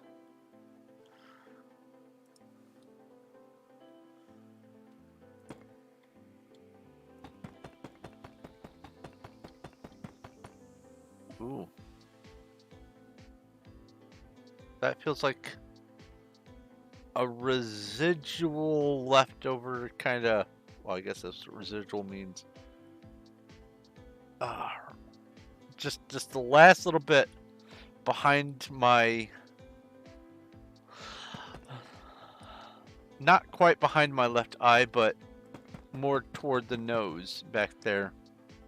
Just a little bit of residual headache. I still can't fully pop my neck either, so I'm not fully mended. I'm still on the mend. So today's stress probably didn't help much. But hopefully not streaming yesterday will salvage my throat and I'll be okay for streaming the rest of this week.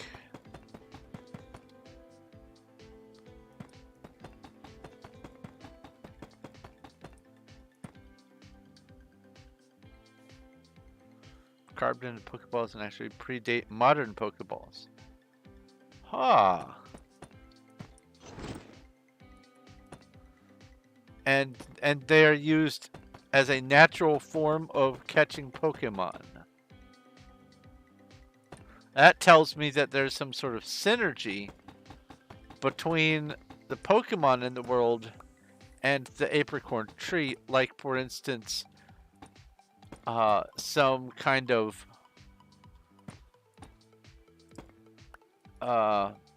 mutual symbiosis.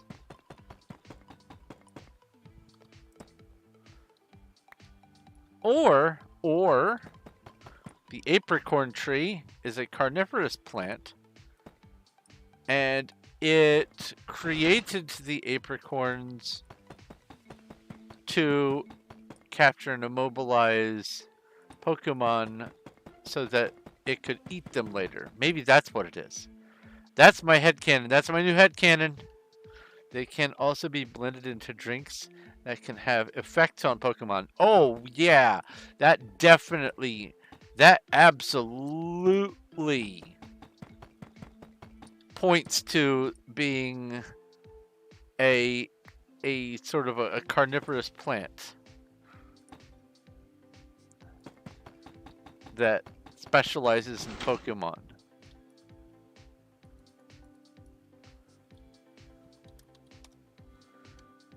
That's 9 shulkers done. Well,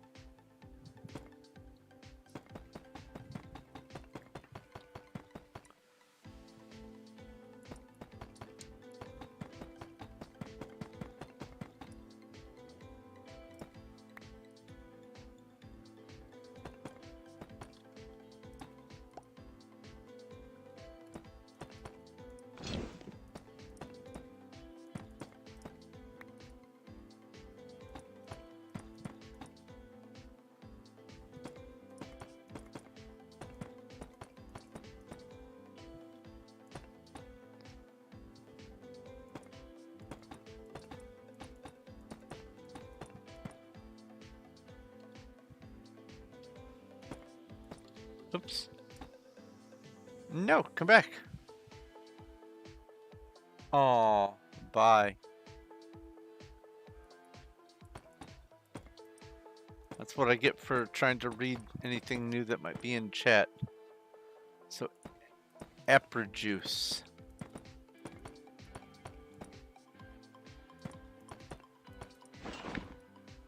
Apricots. After whom I'm sure these are named. Apricots are a type of stone fruit and can be splice grown onto trees that grow cherries and other kinds of stone fruit. In fact, I saw a hybrid splice tree in Japan that I think was 7 different types of fruit on one tree, I think.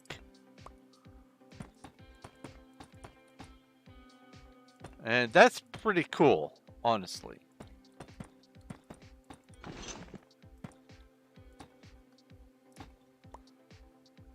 That's a neat looking tree. What do you call it? Fruit salad.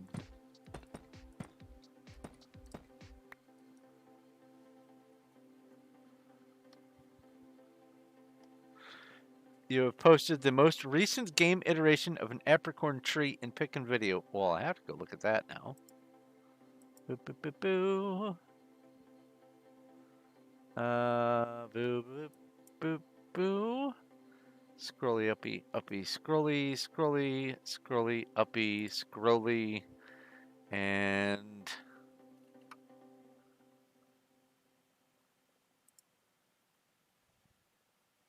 Eclipse conspiracy theory. That's no moon.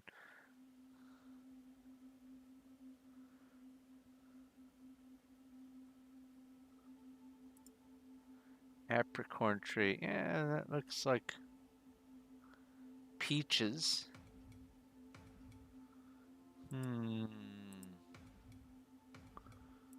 Things don't accidentally maintain a characteristic in nature unless that characteristic has a function. So if apricorn trees are inherently able to be used for catching and modifying and otherwise interacting with Pokemon, it's no accident. Random mutations can happen in the wild, but they don't tend to stick around. The body doesn't tend to spend resources on them unless it's being a useful thing.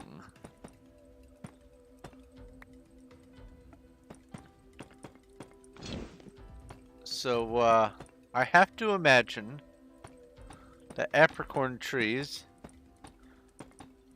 which that's probably a peach tree,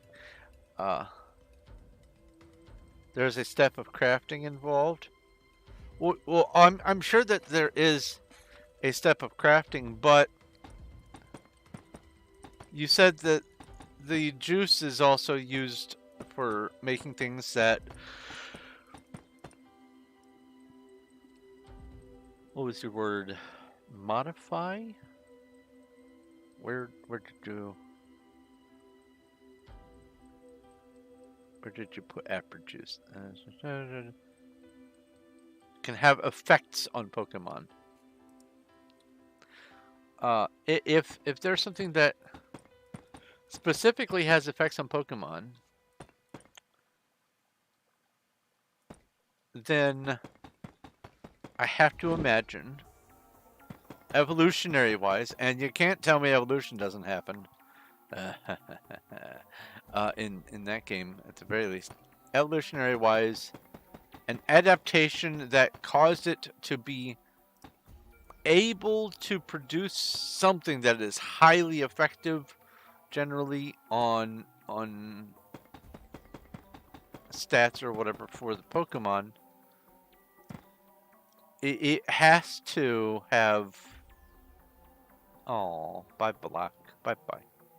It has to have evolved and then found it useful enough to keep around and just maintained its useful form. Has to be the case. Picture from the anime of an apricorn itself.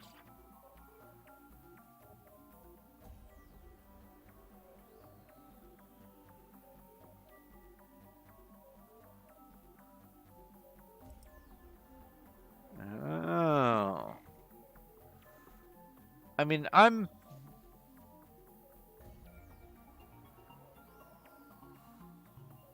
get the crossbreed between acorn and apricot. I see it, and I get it, and I see why those were used as Pokeballs, but it doesn't accidentally do that and keep that trait unless that trait is being used. So there has to be something to it.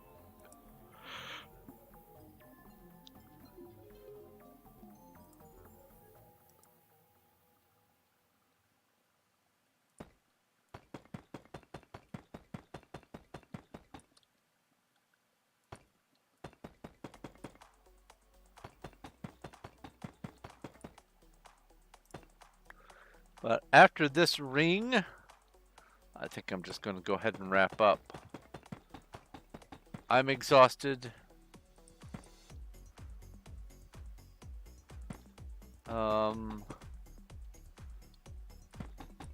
Maybe I'll take a nap and then finish off my inventory, but Like I've found myself going a little highway hypnosis googly-eyed while placing these blocks several times, and that's no good. I don't need to be falling asleep on stream for sure. Oh, you have a big paragraph over here. From the Bulbapedia page. Bulbapedia, that's great. Because the outer skin of apricorns are so tough, they cannot be eaten by Pokemon unprocessed.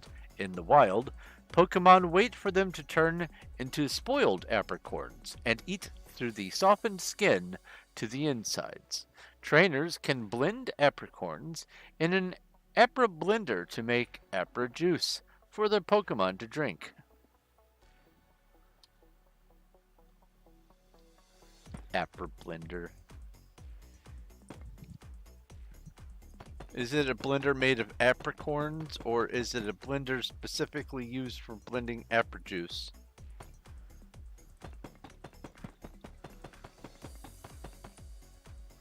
Because not everything needs a prefix.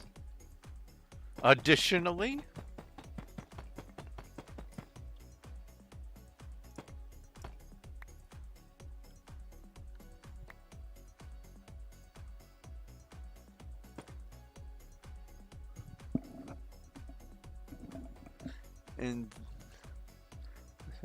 and people craft Pokeballs using brown apricorns and tumblestones.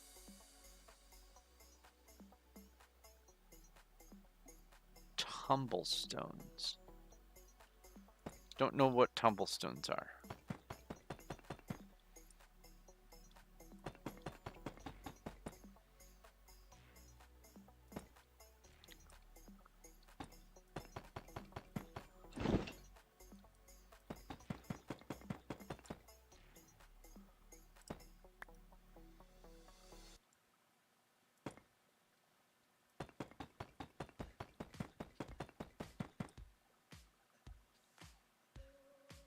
It's double posted? Yeah, that's fine.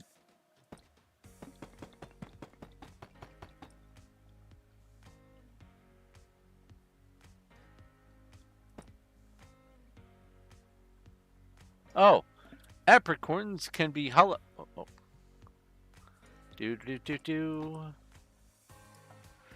Apricorns can be hollowed out and fitted with special devices to function as Pokeballs. The process was developed sometime between 400 and 700 years before the present day, between the burning of the Brass Tower and the first Orange League competitions. Before Pokeballs became standardized, everyone used Pokeballs made this way.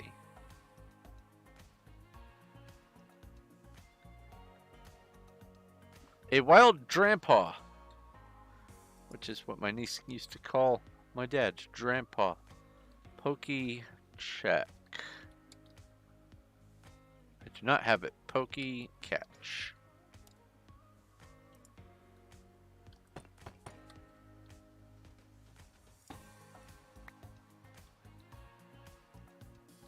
Actually, I did place a few stacks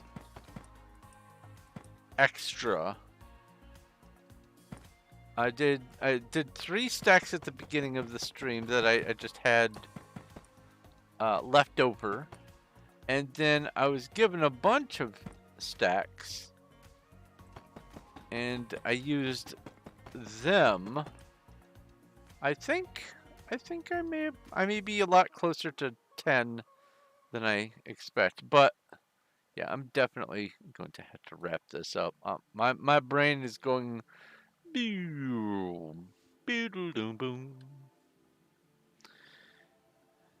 General Kurt can make Pokeballs from apricorns. Okay, only specialists can. All right. So let's do this.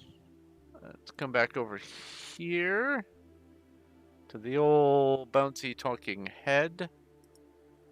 Let's see if anyone's streaming. Ow!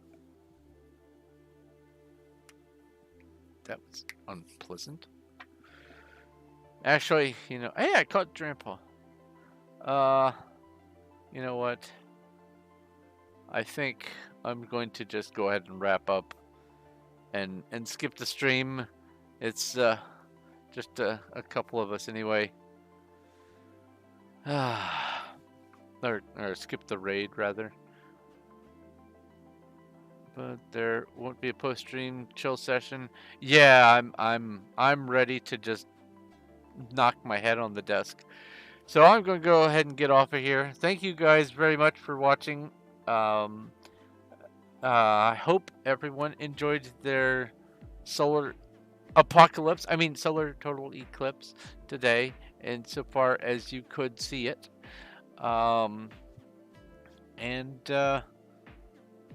Maybe we'll have some things to talk about, some more eclipse news in the near-ish future. I know there's some comets and other things going on in the sky. There's lots of astronomical things that I can talk about from time to time. After all, I do like space-related stuff.